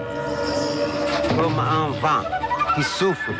Et puis, finalement, vers 7h et quelques, il ne peut plus bouger, il a passé la nuit sur les arbres, comme vous voyez la trace comme ça. Pour vous défendre, on prend le pneu, on le brûle, et pour que la flamme souffle en haut, pour le chasser, on achète des sacs, alors pour découvrir les jardins, et avec des pots, comme ça, on le tape comme un tam-tam, c'est pour renvoyer les criquets. Pour lutter contre ce fléau, les moyens des autorités mauritaniennes sont dérisoires. Mais grâce à l'aide internationale, le pays a pu s'équiper de petits avions qui pulvérisent de l'insecticide. 1200 heures de vol et 270 000 litres de produits répandus ne parviennent pas à venir à bout du nuage dévastateur. Des scientifiques venus de France, d'Allemagne, d'Angleterre et même des États-Unis tentent de venir en aide aux populations. On essaie de supprimer les larves quand elles rampent encore au sol ou les criquets en escale, plus faciles à atteindre qu'en vol. Découragés, ruinés, certains paysans abandonneront tout à cause des criquets. Mais nul n'a trouvé de remède miracle pour anéantir totalement cette nuée d'insectes. Malgré les moyens mis en œuvre, seulement 10% du nuage sera détruit. Le reste poursuivra son vol vers les pays voisins jusqu'à épuisement. Moi j'aime bien les criquets, enfin quand ils sont moins nombreux quand même. Hein. Est-ce que vous savez quel est le cri du criquet? Non, je ne sais pas, Jacques. Il fait quel bruit? Il stridule. Si vous avez eu le réflexe de filmer des documents inédits, étonnants, insolites ou même émouvants, sachez qu'ils nous intéressent, alors n'hésitez pas à nous contacter au 3615 code TF1 ou à nous écrire à l'adresse qui s'inscrit actuellement sur vos écrans, plein les yeux, boîte postale 36 75 823 Paris CEDEX 17. Restez bien avec nous, on se retrouve après une page de publicité pour la suite de Plein les yeux avec ces images.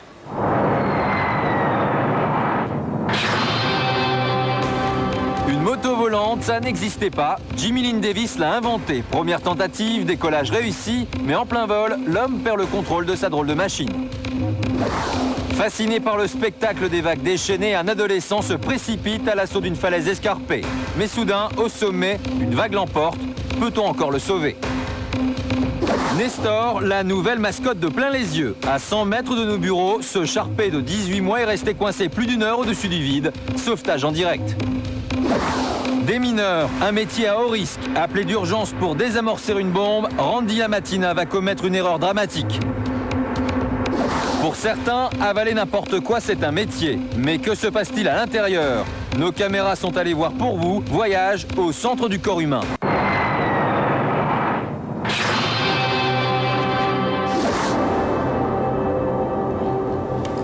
Merci d'être avec nous pour cette troisième partie de Plein les yeux. Nous continuons notre tour du monde en images, des images que nous avons évidemment choisi de vous expliquer.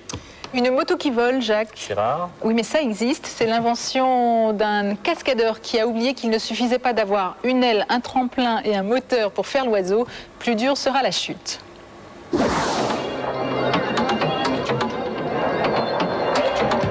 Houston, Texas, le grand stade est plein à craquer. On est venu voir un fou du guidon sur sa drôle de machine, une moto équipée d'une aile Delta.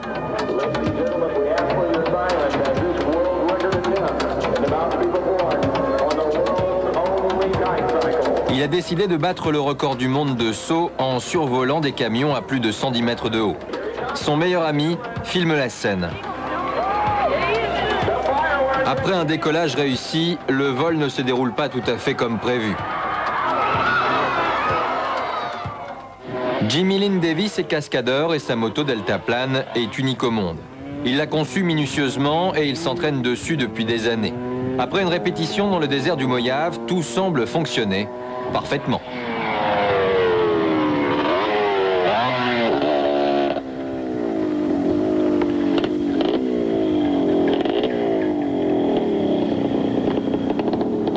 Jimmy et son équipe avaient tout calculé. La vitesse de la moto, l'inclinaison du tremplin et même la position du pilote. Pour garder l'équilibre de la machine, il faut basculer vers l'arrière au moment de l'élan, puis vers l'avant au décollage. Après des mois de préparation, c'est la minute de vérité pour Jimmy et son équipe.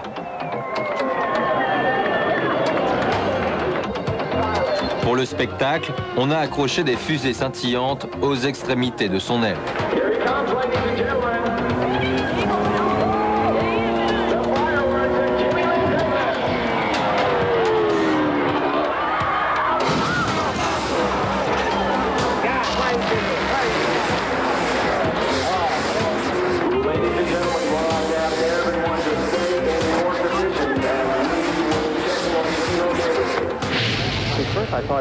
Au début, je pensais que tout allait bien. Sa montée était nickel. Et quand j'ai vu la bécane se retourner dans l'air puis caler, je me suis senti... Enfin, j'ai l'estomac qui s'est noué. J'ai continué à filmer, mais je savais que ça allait mal se passer. J'ai eu peur pour lui, quoi. Après cette chute impressionnante, Chris pensait ne jamais revoir son ami. Mais Jimmy s'est vite remis de ses quelques blessures. La première fois que j'ai visionné la cassette, j'ai vu ce qui s'était passé. L'aile n'a pas pris le vent. C'est comme si j'avais calé en avion. Si tu cales, tu pars en vrille et ça se passe si vite que tu ne peux rien faire. Bref, l'aile s'est retournée et quand l'aile se retourne, tu tombes comme une pierre.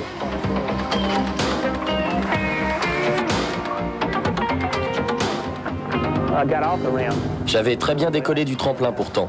Je ne pensais qu'à une chose, franchir les camions et trouver un endroit pour atterrir. Je recommencerai. Si les conditions sont bonnes, il n'y a aucun problème. Comme tous les cascadeurs, Jimmy a la tête dure. c'est toujours attirant, il faut bien le dire, c'est même romantique, Carole, d'aller voir de très près les vagues d'une mer déchaînée se briser contre des rochers. Vous êtes d'humeur poète ce soir. Voilà. Et plus la mer est déchaînée, plus le spectacle est beau, il faut le dire. Oui, mais ce que l'on oublie, c'est qu'à intervalles réguliers, il y a une vague qui est 1,5 fois plus grosse que les autres. Alors, on se croit à l'abri. Or, c'est justement cette vague-là qui vous emporte. C'est ce qui s'est produit en Nouvelle-Zélande. Cette région de Nouvelle-Zélande est connue pour ses vagues spectaculaires provoquées par des cyclones côtiers. Un touriste qui filmait les vagues claquant contre les rochers aperçoit soudain dans son objectif, en haut à droite de l'image, un jeune homme dangereusement perché sur la falaise. Il était là, debout sur la falaise, et je m'apprêtais à lui crier « Écoute, pars-toi de là, dépêche-toi, tu vas te faire emporter !» Mais il est trop tard. En quelques secondes, le garçon est happé par une énorme vague qui l'entraîne entre les rochers. Il s'appelle Kendall Cooper, il a 18 ans. La violence du choc est terrible. Là, vous avez le type même de l'inconscient et du fou qui, bon, est pris par une vague, projeté dans l'eau. Il aurait pu être projeté contre les rochers et périr instantanément. Alors que là, il est tombé dans la vague, il est tombé dans l'eau, il se retrouve conscient en train de surnager à quelques mètres du bord. Un surfeur a assisté à la scène. Aussitôt, il se précipite vers le jeune homme pour tenter de le secourir. Au même moment, un maître nageur, prévenu par des témoins, affronte lui aussi les vagues en direction de l'accident. Ces gestes courageux ne facilitent pas toujours la tâche des sauveteurs. En aucun cas, il faut se jeter à l'eau pour aller récupérer cette victime sans un moment de réflexion. Il faut éviter le suraccident, il faut éviter d'avoir 2 victimes. Si la première personne qui est tombée à l'eau est dans un milieu dangereux, il faut essayer de contourner ce milieu pour faire un sauvetage plus efficace. Les secours se mettent en place rapidement. Maintenant, 3 hommes sont en danger. Mais la mer est tellement déchaînée qu'il faudra 20 minutes au bateau pour arriver sur les lieux de l'accident. Pendant ce temps, les 2 sauveteurs improvisés aident le garçon à garder la tête hors de l'eau. J'ai essayé de le stabiliser confortablement. Il avait une égratignure sur son épaule qui s'était déchirée sur les rochers. Les secours ne pourront charger à bord que le blessé et le surfeur. Le maître nageur repartira à la nage. Mais comment aurait-on fait en France? En France, sur une mer de ce genre, on enverra certainement plus l'hélicoptère. Vous avez des hélicos qui sont d'alerte et qui en 5-10 minutes sont là. En France, sur ce type de côte, les mesures de sécurité, panneaux de signalisation et mise en garde sont multipliées par les maires des communes, et pour cause. Lorsque vous faites une imprudence et que vous vous noyez, le responsable, c'est le maire, parce qu'il est responsable sur son territoire. Kendall Cooper s'est finalement complètement remis de ses blessures qui n'étaient que superficielles. Mais il n'ira plus jamais escalader les falaises abruptes.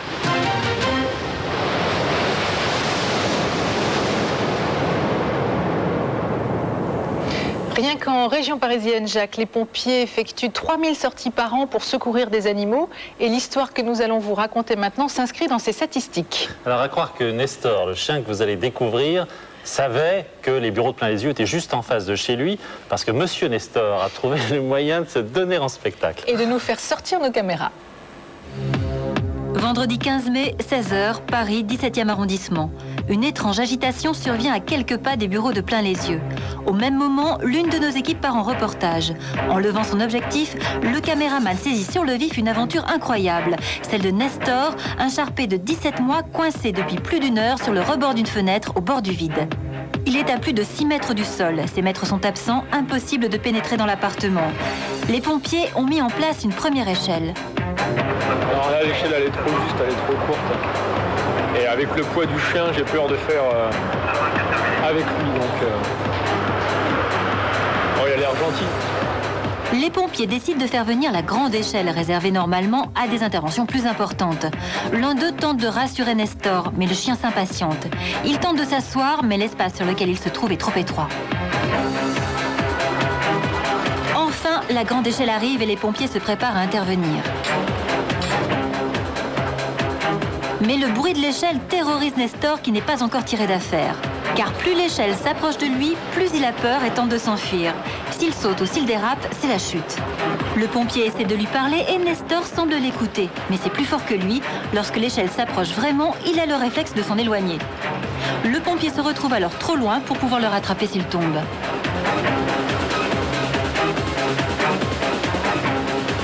En bas, tout le monde retient son souffle.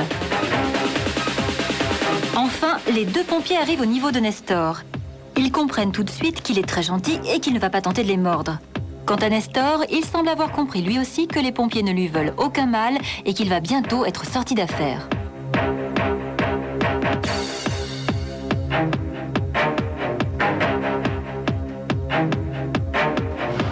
Et voilà, en bas, tout le monde applaudit, Nestor est sauvé.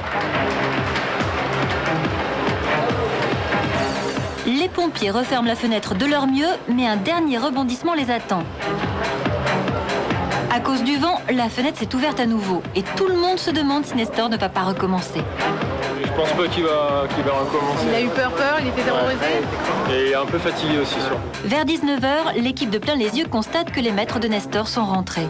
Nous nous précipitons pour prendre des nouvelles du rescapé, qui va bien. C'est nous qui apprenons à monsieur et madame Chaumette l'aventure de Nestor, aventure qui a d'ailleurs laissé des traces. Ces marques de griffes sont bien la preuve que Nestor a failli tomber et qu'il s'est rattrapé. Ah ben tout finit bien, c'est formidable, le chien est là, un mot du tout. Et oui, tout est bien qui finit bien. Nestor a eu droit à de gros câlins. Son aventure de l'après-midi ne l'a pas empêché de dormir tranquille. Mais à quoi rêve-t-il? C'est une question à laquelle nous ne pourrons jamais répondre.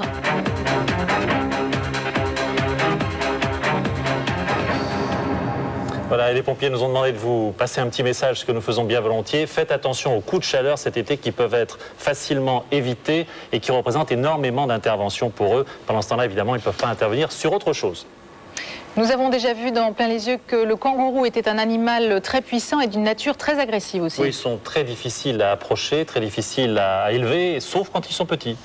Nous sommes au Safari Park de Longleat en Angleterre. C'est un parc très réputé car l'on peut y voir concentré en un même lieu le plus grand nombre d'espèces du monde. Et Sasha Hans, la jeune fille que vous voyez là, a recueilli un bébé kangourou et le pauvre a été trouvé abandonné sous un tas de feuilles. Elle l'a appelé Hans, bien sûr, et il ne quitte pas son sac à dos, qui est en quelque sorte une poche de substitution. Voilà, exactement comme font les mamans kangourous. D'ailleurs, Sacha met des couches pour bébé au fond du sac pour les petits besoins. Et vous voyez, Hans apprécie sa petite niche. Il ne demande qu'à y retourner. Il a l'air très, très heureux. En plus, c'est assez pratique pour Sacha car elle peut tout faire avec lui. Elle s'est transformée en maman kangourou et elle le trimballe partout avec elle. Et là, c'est l'heure du biberon et apparemment, Hans a très faim. Regardez comme il est mignon. Ah, un autre détail, il adore les fraises aussi. Alors, quand Hans aura 10 mois, eh bien, il rejoindra les kangourous du Safari Park. Sacha va être triste, mais enfin bon, c'est comme ça, c'est la vie. À la veille des vacances, un coup de chapeau aux sauveteurs de haute montagne qui vont cette année encore avoir beaucoup de travail. Et rien qu'en Haute-Savoie, pour vous donner un exemple, ils sont intervenus 500 fois entre le mois de juin et le mois de septembre. Alors beaucoup de leurs interventions sont évidemment risquées. Et le secret, j'ai envie de dire, d'une intervention réussie, c'est quand il y a une parfaite adéquation entre l'action du sauveteur et la réaction de la victime. Et voilà ce qui se passe quand ça n'est pas le cas. En tentant d'escalader la paroi glissante d'une falaise, un alpiniste amateur s'est retrouvé coincé au milieu de la pente abrupte. Un sauveteur tente de le secourir, mais son intervention tourne mal.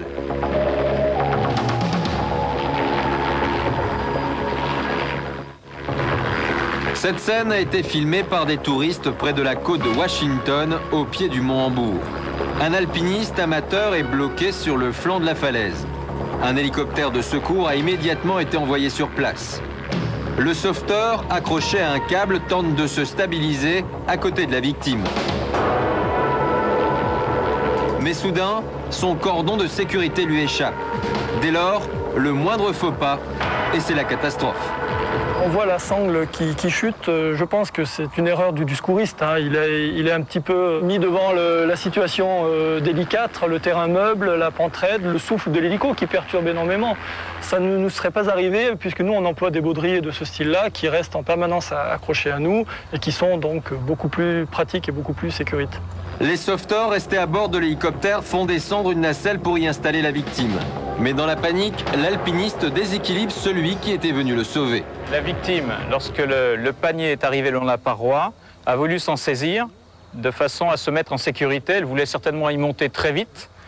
Et lorsqu'elle a fait ce mouvement pour attraper le panier, elle a bousculé le sauveteur et en projetant donc le sauveteur dans le vide. Les nacelles ne sont normalement utilisées que pour les sauvetages en mer. Mais c'est l'hélicoptère le plus proche qui est intervenu. Cet appareil est fait pour faire du secours en mer. Donc il n'est pas adapté à faire du secours en falaise ou en paroi.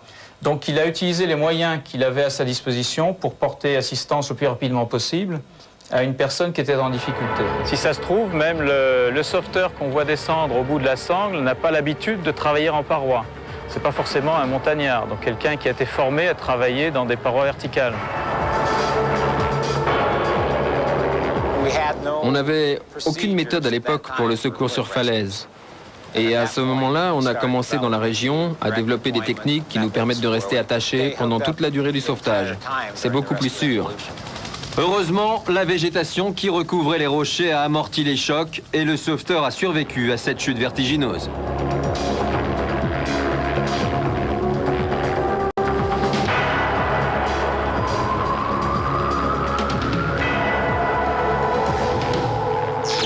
Et attention parce que vous pouvez être dans certains cas amené à participer aux frais de sauvetage et d'hélicoptères, il faut le savoir. Alors je ne sais pas si vous avez remarqué, Jacques, mais c'est curieux comme parfois le destin peut emprunter des voies inimaginables. La probabilité pour que ce que vous allez voir se produise est infime.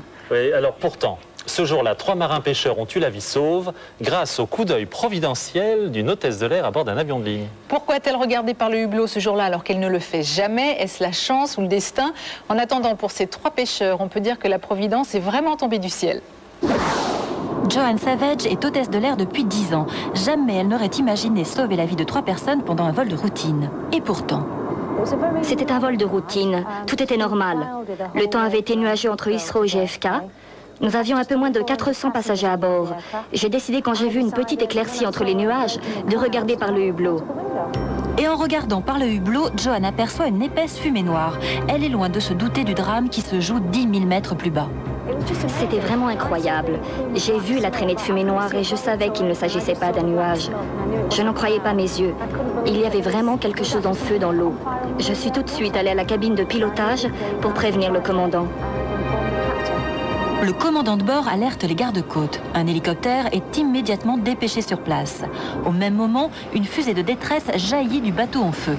La situation semble dramatique. Malgré l'épaisse fumée noire, les sauveteurs distinguent 3 pêcheurs dans le canot de sauvetage. Mais une surprise attend le plongeur descendu pour les sauver. La plus grande surprise que j'ai eue en arrivant près du canot, c'est qu'un des pêcheurs ne savait pas nager. Et vous connaissez l'expression « donner sa chemise » ? Eh bien, moi je lui ai donné mon gilet de sauvetage.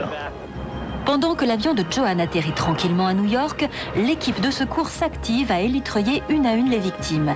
Il n'y a plus une seconde à perdre, car le canot de sauvetage est lui aussi gagné par les flammes. Les 3 pêcheurs sont gelés et sous le choc, mais ils sont sauvés. Enfin, l'hélicoptère atterrit à son tour et l'un des pêcheurs raconte alors ce qui s'est passé. On commençait à rentrer et tout d'un coup j'ai senti de la fumée. Je me suis retourné et j'ai marché jusqu'à la porte. Il y avait de la fumée noire partout, comme du caoutchouc qui brûle. Le gouvernail est tombé, donc on a juste eu le temps de se mettre dans le canot de sauvetage. Tout brûlait. C'est complètement incroyable que tout cela vienne uniquement du fait que je les ai vus durant quelques secondes très brèves. C'est sympa que tout cela ait pu se produire grâce à mon signal d'alerte, que ces gens aient pu être sauvés et renvoyés dans leur famille. Et oui, ces 3 hommes doivent leur salut à un ange gardien qui volait 10 000 mètres au-dessus d'eux. Il y a 15 jours, une bombe américaine de 500 kg de la Deuxième Guerre mondiale a été trouvée sur le chantier d'agrandissement d'un hôpital de Tours. 300 personnes, donc le personnel et les malades, ont dû être évacuées pour permettre au service de déminage de désamorcer cette bombe. Alors les démineurs, eh bien, sont des gens qui ont une grande expérience et des connaissances techniques. On en compte à peu près 500 en France. On les trouve dans la police, dans l'armée et aussi la sécurité civile. Il y a une règle commune à tous, c'est qu'il leur faut 8 ans de formation avant de pouvoir partir seuls sur le terrain. Alors les Français ont une excellente réputation dans ce domaine, les Américains aussi bien sûr. Voici l'exception qui confirme la règle. Boston, 15 h. Une opération de déminage va tourner au drame. Quelques heures auparavant, un colis suspect a été repéré devant les locaux d'une association. Les démineurs sont appelés d'urgence. Il semble s'agir d'une bombe. Dans un premier temps, ils décident de déplacer l'objet dangereux. Ils l'attachent au bout d'un fil, puis tirent délicatement la bombe jusqu'à un conteneur blindé. Mais est-ce la bonne marche à suivre? On s'aperçoit qu'il y a quand même une faute grave. C'est-à-dire que où le paquet était tout seul, on le ramène où il y a plein de gens et des véhicules. Et là, il y a une petite erreur de manipulation. Le colis est bloqué par le garde-boue et le démineur va, sans tenue de protection aucune, bouger le paquet et le mettre pour qu'il puisse passer Et là, on s'aperçoit qu'il lui-même s'est aperçu qu'il avait fait une erreur. C'est Randy Lamatina qui est chargé de la phase la plus délicate. Il revêt pour cela sa flak jacket, une tenue de protection qu'utilisent aussi les démineurs français. Le bas, c'est une salopette qui monte jusqu'en haut, recouvert avec une partie supérieure. Pour enfiler cette tenue très lourde, il faut obligatoirement être deux. Ça, ce sont des plaques de Kevlar. Le Kevlar, une matière qui, en cas d'explosion, protège les démineurs de l'effet de souffle dû à la bombe. Alors, il y a une grande collerette, c'est pareil. C'est pour protéger des éclats. Parce qu'au service des déminages, il est déjà arrivé qu'une voiture piégée ait fonctionné. Et comment un gars s'était pris un éclat au niveau du cou. Depuis, la tenue a été revue. Donc le gars est équipé aussi donc, au niveau du casque d'une ventilation qui lui permet, lors de l'intervention, de pouvoir respirer correctement. Voilà. Maintenant, là, il ressemble à un cosmonaute. Et il est prêt à intervenir. Mais Randy, le démineur américain, va commettre une grave erreur. À la dernière minute et sans aucune raison, il enlève sa tenue de protection. Puis, il se penche au-dessus du container et soudain, c'est l'explosion. Ce qui devait arriver arriva. Le colis a explosé et il avait la tête au-dessus. Regardez bien ici, la démineur va tirer sur la ficelle, ce qu'il ne faut pas faire, dans la mesure où son collègue est en train de travailler dessus. Vous voyez la ficelle qui se tend et boum. En bougeant le paquet, ça a sûrement dû déclencher un contact et faire fonctionner le paquet. Je crois qu'il a eu de la chance, là, parce que le paquet, bon, ça doit être un paquet artisanal, qui, ma foi, avec les compositions un peu mélangées, n'ont pas été parfaites. Il y a juste eu une déflagration avec un dégagement de chaleur intense. Si vraiment il y a eu une détonation forte, la tête, il est resté. Randy sera immédiatement conduit à l'hôpital. Il sera sauvé. Bien des années plus tard, il se souvient. J'ai subi plusieurs opérations de chirurgie réparatrice. On m'a retiré des éclats dans le bas du crâne. J'ai 3 doigts en très mauvais état. Je ne peux plus bouger cette main-là. Et je n'ai plus de sensation dans la main. Le coéquipier de Randy, lui, est effondré. Il se sent responsable. Son collègue a l'air de regretter ce qu'il a fait, mais c'est trop tard. Puis c'est un genre de métier aussi, il faut bien analyser avant ses gestes, parce qu'après c'est trop tard. On ne peut pas, comme à la cassette, refaire un demi-tour et rechanger. En France, un drame comme celui-ci ne doit pas arriver, car la règle est très stricte. On ne doit jamais déplacer un colis piégé. Si le système est apparent, est évident, lorsqu'il s'agit de couper un fil par exemple, un démineur peut intervenir sur place après avoir fait respecter un périmètre de sécurité. Mais face à un objet plus sophistiqué, la règle est simple, il faut le neutraliser à distance. Pour ça, plusieurs techniques sont envisageables. La plus étonnante est un petit robot radioguidé qui pulvérise sur l'objet un jet à très haute pression. De cette façon, le colis est détruit avant même d'avoir explosé. Quant à Randy Lamatina, suite à son accident, il a changé de métier. Aujourd'hui, il n'est plus démineur. Cette cassette, je l'appellerai ce qu'il ne faut pas faire. Et bon, a priori, elle est à donner en formation. Elle est très intéressante parce que c'est tellement plein d'erreurs. J'en ai même gardé une copie pour faire voir aux gens ce qu'il ne faut pas faire. Alors, vous parliez tout à l'heure de l'ancienne bombe découverte à Tours. Et bien, d'après la sécurité civile, il faudrait 700 ans, 7 siècles pour éliminer toutes les bombes de la guerre. De la Deuxième Guerre mondiale. Alors, vous connaissez l'expression avoir de l'estomac, ça veut dire avoir du culot, avoir de l'aplomb. Eh bien, Michel Lotito, lui, a de l'estomac, mais au sens propre du terme, comme vous allez le voir, puisqu'il peut avaler n'importe quoi, du fer, des épinards aussi, du bois, du verre, par exemple. Au point qu'on l'a surnommé Monsieur Mange-Tout. C'est un exemple à ne pas suivre, évidemment, mais si l'on a choisi de vous passer ces images, c'est pour vous montrer à quel point l'organisme peut être résistant. Petit voyage au centre du corps humain. Voilà un dîner pas comme les autres. En hors d'œuvre, une ampoule grillée bien sûr, et en plat de résistance, une fricassée de punaises et de lames de rasoir bien aiguisées. Bon appétit, messieurs. Et oui, manger tout et n'importe quoi, c'est insensé et surtout dangereux. Mais pour certains, c'est un métier. Nous avons retrouvé un professionnel du genre dont le palmarès est impressionnant. D'abord, la chose la plus grosse que j'ai mangée, la plus impressionnante, c'est un avion. Après, j'ai mangé 18 bicyclettes, autant de téléviseurs, autant de caddies de supermarché. J'ai mangé un ordinateur, j'ai même mangé un cercueil en Belgique. Il se fait appeler Monsieur Manchetout et affirme qu'il a commencé très jeune. Mais attention, c'est toute une technique. Ceux qui avalent n'importe quoi ont des trucs. On voit que c'est un gars, c'est un professionnel, il a la technique surtout de ne pas se couper. Là, il avale d'une façon intelligente. On peut voir les pointes des punaises, elles sont complètement aplaties. C'est pour éviter qu'il y ait un problème, parce que comme il avale plusieurs punaises, comme j'ai dit, il est peut-être fou, mais pas marteau, il fait attention à la chose qu'il fait. Professionnel ou non, personne n'est à l'abri d'un accident. Et là, il faut opérer. Les corps étrangers rencontres alimentaires sont surtout rencontrées chez l'enfant. Les personnes un petit peu séniles aussi, les personnes démentes. Et puis également certains prisonniers qui, pour s'échapper, vont avaler des corps étrangers type fourchette, lame de rasoir. Et là, la perforation peut se produire. Pour ce chirurgien, le tube digestif est une vraie caverne d'Ali Baba. Il y a déjà trouvé des tas de choses, trombone, anneau de piercing chez une jeune actrice, fève de la galette des rois, qui est bien solide, celle-ci en métal, vous voyez, chez une petite grand-mère, puis des tas d'objets plus simples, comme petite cuillère, petite clé, pièce de monnaie, ça c'est chez ma filleule qui a la pièce de monnaie. Chaque corps étranger avalé est un danger pour l'organisme, surtout à ces 3 passages critiques du processus de digestion. Le premier obstacle, l'étouffement, au niveau de l'oropharynx. Le deuxième obstacle, le cardia, c'est-à-dire la terminaison de l'œsophage, on hypersalive, on n'est pas bien et on peut mourir. J'ai vu des gens avaler des œufs, des choses comme ça, et avoir des troubles respiratoires épouvantables. Et puis, on arrive dans l'estomac, la troisième sortie, c'est le pylore, la sortie de l'estomac, donc la plus intéressante. Puis ensuite, le passage dans l'intestin grêle. Et sauf processus pathologique, c'est-à-dire sauf maladie, rétrécissement de l'intestin, eh bien, vous ne pouvez pas avoir de problème ailleurs. En fait, l'estomac pourrait contenir un objet de la taille d'un magnum de champagne. Mais comme il ne peut rien digérer d'aussi gros, Monsieur Manchetout se fait préparer tout spécialement ses repas. J'ai mon cuistot qui me découpe, qui me prépare, qui met ça dans une assiette, et avec une cuillère à soupe, les morceaux ne sont pas limés, les angles sont très pointus, et c'est très dangereux. Et là, je mange ça avec une cuillère, en toute tranquillité.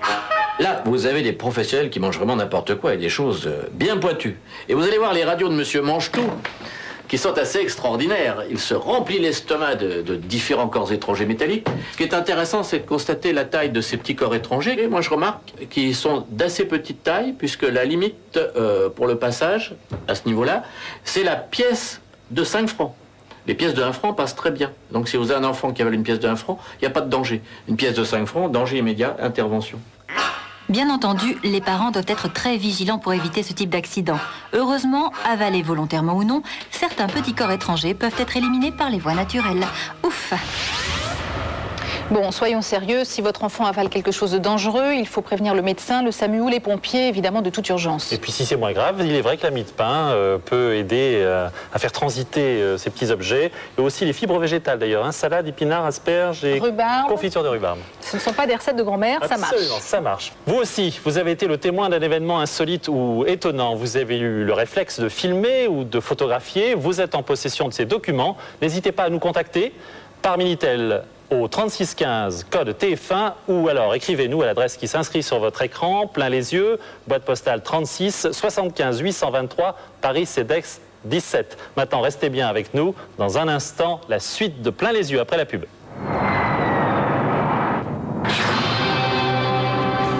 Australie, des milliers de personnes participent à un marathon quand soudain, en pleine course, un hélicoptère de la télévision descend en vrille, en plein sur la foule.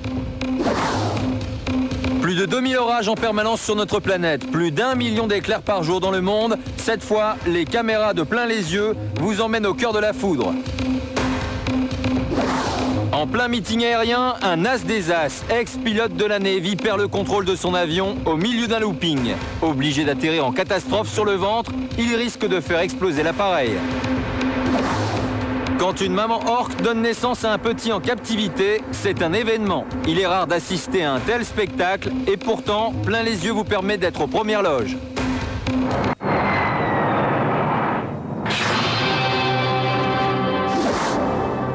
Bienvenue pour la dernière partie de Plein les yeux. Pour vous, nous avons des images toujours plus étonnantes et toujours plus inédites à vous faire découvrir.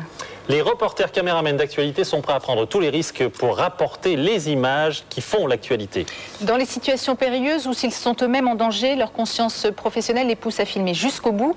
C'est le cas de cette équipe de télévision dans un hélicoptère qui est sur le point de se cracher. Et grâce aux caméramans, nous sommes dans l'hélicoptère. Regardez.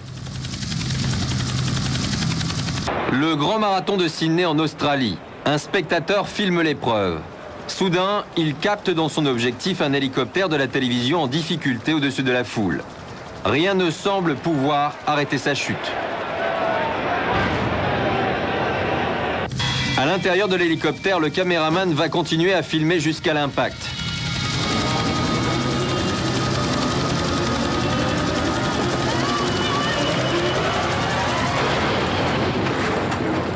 Il a apparemment un problème grave dans son rotor de queue et là il tourne vers la droite, ce qui est vraiment très dramatique, très difficile en hélicoptère. Le pilote essaie de faire une manœuvre pour arrêter ce tournicotis à droite, il l'arrête et c'est un crash. Heureusement, l'hélicoptère s'est écrasé dans un champ, loin de la foule. Le pilote et les passagers sont légèrement blessés, mais tout le monde s'en sort, y compris le caméraman. Je filmais les athlètes et tout d'un coup on a commencé à tourner en rond. Et j'ai dit, bon sang, qu'est-ce qui se passe? J'ai pris appui sur le patin d'hélicoptère et ça m'a permis de rester dedans. Je me suis accroché, j'ai tenu bon et voilà, nous sommes là.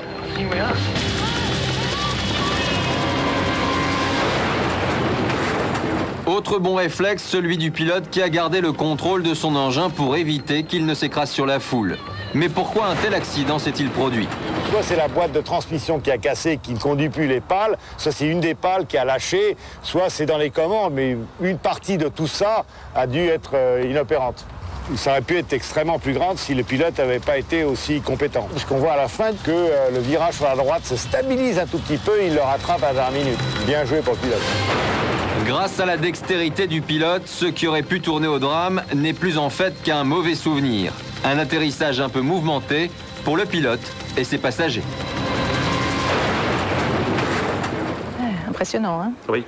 Alors, quand on sait, Jacques, que la dernière limite pour ouvrir un parachute sans danger, c'est 300 ou 400 mètres, on comprend mieux les risques que prennent ces kamikazes qui sautent d'un pont, d'un immeuble, d'une falaise. Comme on dit, mieux vaut ne pas tenter le diable. Alors, nous partons à San Francisco. Vous êtes sur le célèbre Golden Gate à San Francisco. Ce pont d'une hauteur de près de 300 mètres est considéré comme un chef-d'œuvre d'ingénierie. Mais vous allez voir qu'un homme le considère plutôt comme une cour de récréation, et ça, c'est totalement interdit. Cet homme, c'est Ron Broyles, il est cascadeur. Il s'est lancé un défi, sauter en parachute de la tour nord du Golden Gate. Ron va défier la mort et la loi dans un seul but, se faire plaisir.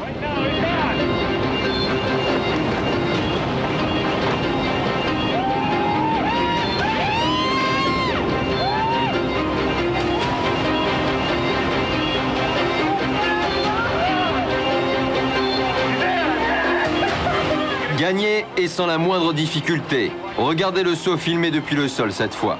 C'est vraiment impressionnant. Ron a réussi son pari, il est euphorique, il hurle de joie et ses amis aussi. Ils vont maintenant aller le repêcher dans le Pacifique. Mais quelques mois plus tard, Ron décide de recommencer. Les conditions sont idéales pour sauter. Là, vous le voyez courir pour prendre de l'élan. Mais cette fois, les choses ne vont pas se dérouler comme prévu.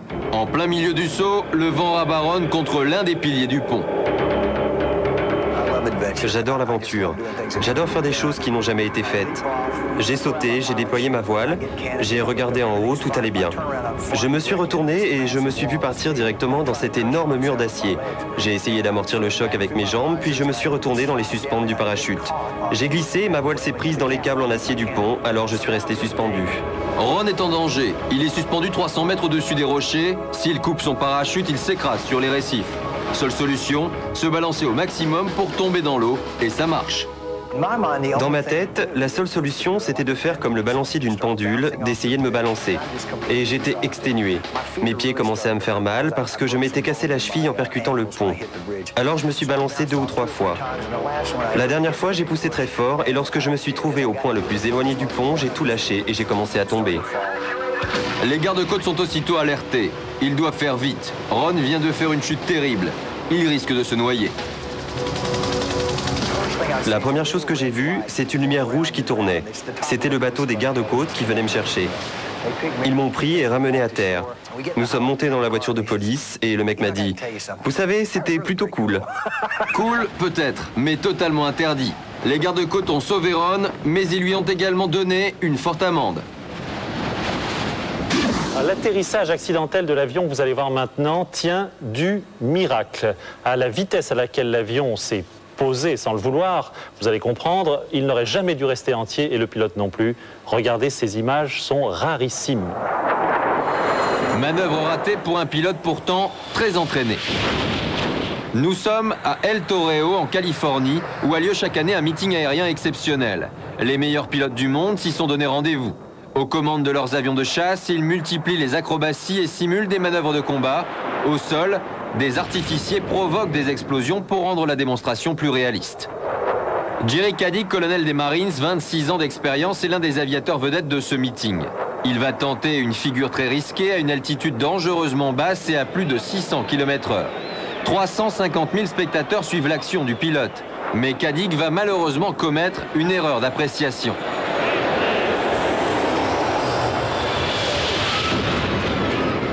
Il a commencé sa boucle trop bas, il n'avait pas assez d'énergie, il n'avait pas assez d'altitude pour qu'elle passe. Alors par contre, il a beaucoup de chance, parce que l'avion n'explose pas, l'avion reste entier, c'est très solide. Les flammes s'éteignent et il termine sa course pratiquement sur l'herbe. Les secours se précipitent vers la carcasse en feu. Il faut faire vite.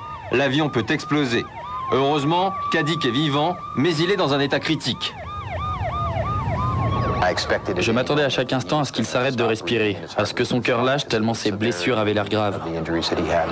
Diplômé de la fameuse école Top Gun de la Navy, Jerry Caddick n'a peur de rien. On l'a même surnommé le kamikaze. Mais ce jour-là, il semble avoir surestimé ses capacités de vol. Le pilote n'a pas respecté, semble-t-il, une altitude de sécurité. En France, généralement, elle est de l'ordre de 100 mètres ou 300 pieds, ce qui permet justement de pallier une mauvaise estimation de l'altitude. Pourtant sûr de lui, Jerry n'a pas hésité une seconde lorsqu'on lui a proposé de réaliser cette manœuvre de combat ultra risquée. Aujourd'hui, il se souvient. Je n'étais pas inquiet. Je ne m'approche jamais d'un avion que je ne suis pas totalement préparé à piloter. Tous les pilotes de chasse de meeting aérien savent que l'émotion n'a pas sa place dans le cockpit. L'émotion peut vous tuer. C'est sûrement la figure la plus délicate. Actuellement, vous êtes passé de la verticale, il y a un rayon de courbure minimum auquel vous ne pouvez pas contraindre l'avion. Et alors, si ce rayon de courbure passe au-delà du sol, vous percutez. En France, sur ce type de meeting, la sécurité est draconienne. Pour les pilotes comme pour le public. Dans cet accident, le pilote touche la piste dans le sens longitudinal, on le voit ici, et le public est manifestement d'un côté de la piste. En France, il est rigoureusement interdit pour les pilotes de présentation en vol avec leur avion de passer au-dessus de la foule. La distance standard est de 200 mètres de la foule, et pour les avions d'armes comme ça, c'est porté à 450 mètres, c'est presque à demi-kilomètre. Alors c'est évident que ça enlève au niveau spectacle quelque chose, mais ça apporte beaucoup au niveau de sécurité. Mais Jerry Caddick n'a rien vu venir. Lorsqu'il s'est rendu compte de la situation, il était trop tard. Pendant mon piqué, j'ai réalisé que j'étais trop bas pour faire ma ressource et c'était trop tard pour m'éjecter. La dernière chose dont je me rappelle, c'est d'avoir pensé « Oh oh, c'est pas bon ». L'avion ne se casse pas, seule la partie arrière qui frotte sur la piste prend feu. Ça, c'est un accident tout à fait extraordinaire. Les gens qui survivent à des choses comme ça, c'est une injustice, je dirais, faite envers ceux qui meurent pour 100 fois moins. Il aurait dû se faire 100 fois, là. Bilan, jambes et chevilles fêlées, colonne vertébrale tassée, Jerry Caddick a eu beaucoup de chance. Aujourd'hui, 5 ans après son terrible accident, il est complètement rétabli et vole avec les Marines dans une escadrille d'acrobatie. Une belle performance à plus de 60 ans. Une belle performance à 60 ans. Jacques, vous voyez qu'il vous reste encore un petit peu de temps pour faire des choses de votre vie. Ne vous inquiétez pas. Jusqu'à la Révolution française, il y avait une coutume très jolie en France qui consistait à sonner les cloches en cas d'orage pour faire éloigner cet orage. Oui. Mais vous vous doutez bien que ça n'a pas été super efficace. Alors est-ce qu'en 2 mots, et pour me faire pardonner, vous pouvez nous expliquer ce qu'est la foudre, par exemple? Oui, alors la foudre, c'est simplement, vous savez, ces gros cumulonimbus, ces gros orages, ces gros nuages d'orage chargés d'électricité. Cette électricité a tendance à descendre vers le sol et quand elle arrive à 100 mètres à peu près, il y a ce qu'on appelle un arc en retour, un arc électrique, c'est l'éclair qu'on voit. Nous partons au cœur même de ces orages. Non, ce ne sont pas des bombes qui explosent, ni des feux d'artifice, ce sont des orages filmés depuis l'espace par des astronautes. Depuis toujours, l'orage fascine autant qu'il inquiète, mais pour les scientifiques, il est passionnant. La foudre est l'un des phénomènes physiques les plus complexes à étudier, pourtant il est très fréquent. Regardez, vu de l'espace, l'orage ça donne ça, un gigantesque spectacle de pyrotechnie en continu, car sur notre planète, les orages ne s'arrêtent jamais. Il y en a en permanence 2000 à la surface de la Terre. En France, on compte 1 million d'éclairs par an, soit 2700 par jour. Un orage est toujours un cumulonimbus. C'est le plus grand nuage de l'atmosphère. Quelques centaines de mètres à la base, quelques kilomètres, 10, 15, voire 20 kilomètres au sommet. Et ce sont des nuages extrêmement instables, redoutables. Également, à l'intérieur de ces nuages-ci, il y a l'équivalent énergétique de plusieurs bombes atomiques. Évidemment, l'orage se manifeste par des éclairs et du tonnerre. Sachez que les éclairs peuvent atteindre la température de 30 000 degrés. Ce sont donc des phénomènes extrêmement dangereux qui foudroient beaucoup de gens. Bien entendu, la pluie en est la conséquence, mais aussi la grêle. Mais ni la grêle ni la pluie ne peuvent arrêter Alex Serment, un amoureux des éclairs qui consacre sa vie à l'étude de ce phénomène naturel. Il en a d'ailleurs fait son métier, il est chasseur d'orage. Depuis plus de 16 ans, de jour comme de nuit, il arpente les routes du sud de la France à bord de sa voiture pour traquer la foudre. Son but, filmer les plus beaux impacts. Pour ça, il n'hésite pas à s'approcher le plus près possible des éclairs. Aujourd'hui, il possède plus de 3000 photos et plus de 1500 coups de foudre filmés, une collection unique que l'on peut admirer au musée de la foudre qu'il a créé à Marcenat, dans le Cantal. Ici, bon, j'ai fait 200 km pour atteindre cet orage qui est dans l'Allier. Je suis en voiture puisque le but, c'est quand même de me protéger, de protéger mon matériel. On ne peut pas filmer avec des caméras vidéo sous la pluie. Alors, c'est un orage très violent. On a à peu près un éclair toutes les 2-3 secondes. Ce n'est pas de l'image montée. Ici, c'est vraiment un orage en temps réel. Et donc, c'est un orage excessivement fort. Le risque était assez important puisqu'il y avait de la foudre qui tombait de tous les côtés. C'est un orage stationnaire. Mais par contre, tout en étant stationnaire, il se décale quand même un petit peu vers le nord. Donc moi, le but après, voilà, comme ici, c'est de me diriger vers le cœur de l'orage pour ne pas perdre les éclairs. En fait, Alex Serment va très exactement là où personne ne veut jamais se trouver. Et ça y est, le but est atteint. Je suis dans le cœur de l'orage. Je suis complètement environné par la foudre. Alors c'est une ambiance qu'on ne peut vivre que sur le terrain. On ne peut pas l'expliquer, même à travers les images. Vous voyez un coup de foudre qui a produit un court-circuit. Vous allez avoir ici un coup de foudre énorme, très très puissant, d'1 seconde et demie en durée. Vous voyez, c'est un éclair très très puissant. Et vous allez avoir un second court-circuit. Et là, bon, moi je ne peux pas être plus près puisque la foudre tombe tout autour. Et pour moi, à ce moment-là, tout peut arriver. Mais n'est-ce pas trop risqué de s'approcher si près ? Pour moi, le facteur risque existe, mais je n'y pense jamais. C'est-à-dire que quand je suis sous l'orage, au contraire, j'ai un sentiment de bien-être. Et je ne pense jamais au fait que je vais être foudroyé. Et qu'est-ce qui vous pousse à faire ça exactement ? Alors bon, ce qui me pousse à partir comme ça sur la foudre, je ne peux pas tellement expliquer. Ça, c'est le propre des passions, des vocations. J'ai toujours aimé la foudre. J'aime ce désordre cosmique et électrique. Et c'est vrai qu'en dehors du fait que j'aime faire des statistiques, j'aime travailler mes images et savoir vraiment en connaître un peu plus sur la foudre, je serais hypocrite de dire qu'il n'y a pas le côté fascination, un peu énorme fait d'artifice que ressentent tous les chasseurs d'éclairs, même les chasseurs de tornades. Aujourd'hui, Alex Serment est une référence dans ce domaine. Les scientifiques s'inspirent beaucoup de ses travaux. Dans des laboratoires secrets, les chercheurs de l'EDF recréent des éclairs et utilisent des maquettes pour analyser les réactions des matériaux et parfaire notre sécurité. Encore plus fou, aux États-Unis, il existe des avions spécialement conçus pour étudier le phénomène en conditions réelles. Le métier de ces pilotes d'essai peu ordinaire, c'est d'aller au cœur des orages et de se faire foudroyer. Ces images nous prouvent que ça marche.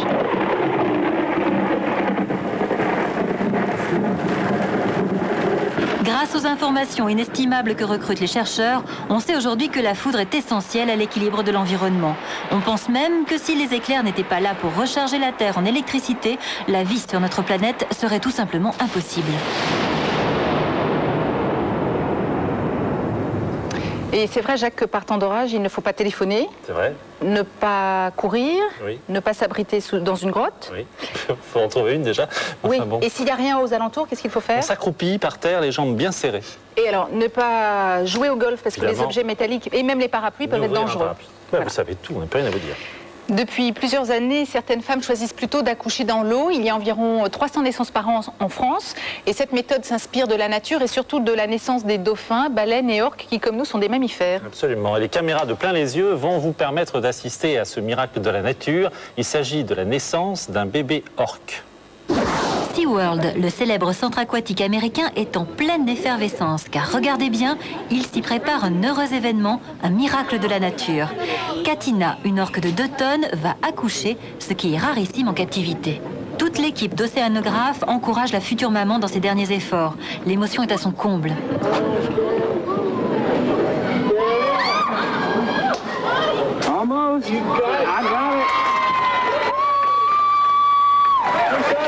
Et voilà, des cris et des applaudissements pour saluer ce beau bébé. C'est une fille et elle pèse 158 kilos. Tout de suite, elle réclame son premier câlin à sa maman et instinctivement remonte avec elle à la surface pour y prendre sa première bouffée d'air frais.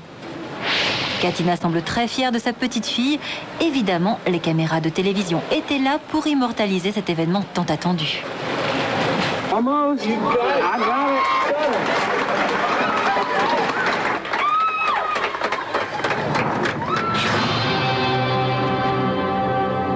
Et si l'orque est très prévenant envers les siens, il paraît qu'il est redoutable envers les autres espèces. Il s'attaquerait même aux phoques et aux baleines. Autre histoire d'animaux, Jacques, et pour certaines personnes, le cochon est un animal domestique au même titre que le chien et le chat. Vous le saviez, ça? Je sais même que, je crois, Georges Clooney doit avoir un petit cochon noir. Exactement, c'est un animal domestique. Ouais. Alors celui que nous allons découvrir maintenant est rose. Il s'appelle Oliver. Normal, il vit quoi. à Melbourne, en Australie. Alors voilà Oliver dans le jardin familial. Ses maîtres s'appellent Neil et Maggie Park. Et comme on va pouvoir le constater, Oliver mène une vraie vie de chien. Même une vie de patachon, puisque tous les matins, regardez bien, il réveille ses maîtres. Il grimpe sur le lit comme un toutou pour faire un gros câlin. Ses maîtres n'ont pas l'air du tout de trouver ça gênant. Dégoûté non plus. Guili guili. Alors on va le voir aussi boire un peu de café, ce qui est très déconseillé pour les cochons. Comme le chocolat et les fruits, par exemple, c'est mauvais pour leur santé. Comment vous savez ça? Parce que je le sais. Et Maggie et Oliver regardent ensemble une vidéo qui s'intitule « Comment bien élever son cochon ?» Et regardez, Maggie prend ça très au sérieux. Oui, en revanche, Oliver, lui, il a l'air de s'en moquer éperdument. Ça le fait plutôt dormir. Ça le passionne pas du tout, il préfère les caresses. Et il faut savoir quand même que, contrairement aux idées reçues, le cochon est un animal propre et discipliné, très intelligent. Il occupe la 3e place juste derrière le singe et le dauphin, et ça, personne ne le sait. Et vous savez, Carole, que les cochons peuvent avoir aussi une litière et que sont des animaux propres. Quand ils ont envie de faire un petit besoin, ils font comme les chiens, ils demandent la porte. Et on leur ouvre la porte. On sait tout sur les cochons, on sait tout sur les cochons. Tout autre sujet, Jacques, les abeilles et quelques chiffres maintenant. Alors, une abeille bat des ailes 450 fois par seconde. Et elle peut... Oui, absolument, ça m'a pris du temps, mais je l'ai fait. Et elle peut porter sur ses pattes les 3/4 de son poids en pollen. Et vous savez qu'elle fait du miel aussi? Ah non, je ne savais pas. Bon, les apiculteurs, pour récolter le miel, utilisent des techniques, bien sûr. Il y en a un à Hawaï qui s'est sérieusement compliqué la tâche. Cet homme qui fait son intéressant, c'est Gus Rouse, un célèbre apiculteur d'Hawaï. Il élève des milliers, voire des millions d'abeilles, toutes réputées pour leur bon miel. Gus exerce un métier à risque et en plus, il adore se lancer des défis. Aujourd'hui, il a parié qu'il réussirait à se faire recouvrir d'abeilles. Pour réaliser ce tour, Gus a un truc très simple. Il prend la reine de la ruche et la place dans une petite boîte qu'il va s'attacher autour du cou. La reine émet alors un signal de détresse à ses ouvrières en sécrétant une substance chimique. Et hop, immédiatement, les abeilles chargées de la protéger se précipitent. En pleine saison, du fait que nous nous occupons de beaucoup d'abeilles, il peut nous arriver d'en mettre 6 ou 7 en colère. Enfin, je dirais que dans une journée, nous allons nous faire piquer 10 ou 12 fois. Encore une preuve que pour se faire remarquer, certains feraient n'importe quoi. Un exemple à ne pas suivre. Plein les yeux se termine sur ces images. Merci de nous avoir suivis. Nous aurons le plaisir de vous retrouver à la rentrée prochaine avec de nombreuses images inédites. En attendant, bonnes vacances à vous tous. Voilà, à très bientôt. Très bonne fin de soirée sur TF1. Bonsoir à tous. Bonsoir Carole. Bonsoir Jacques. Bonsoir à tous.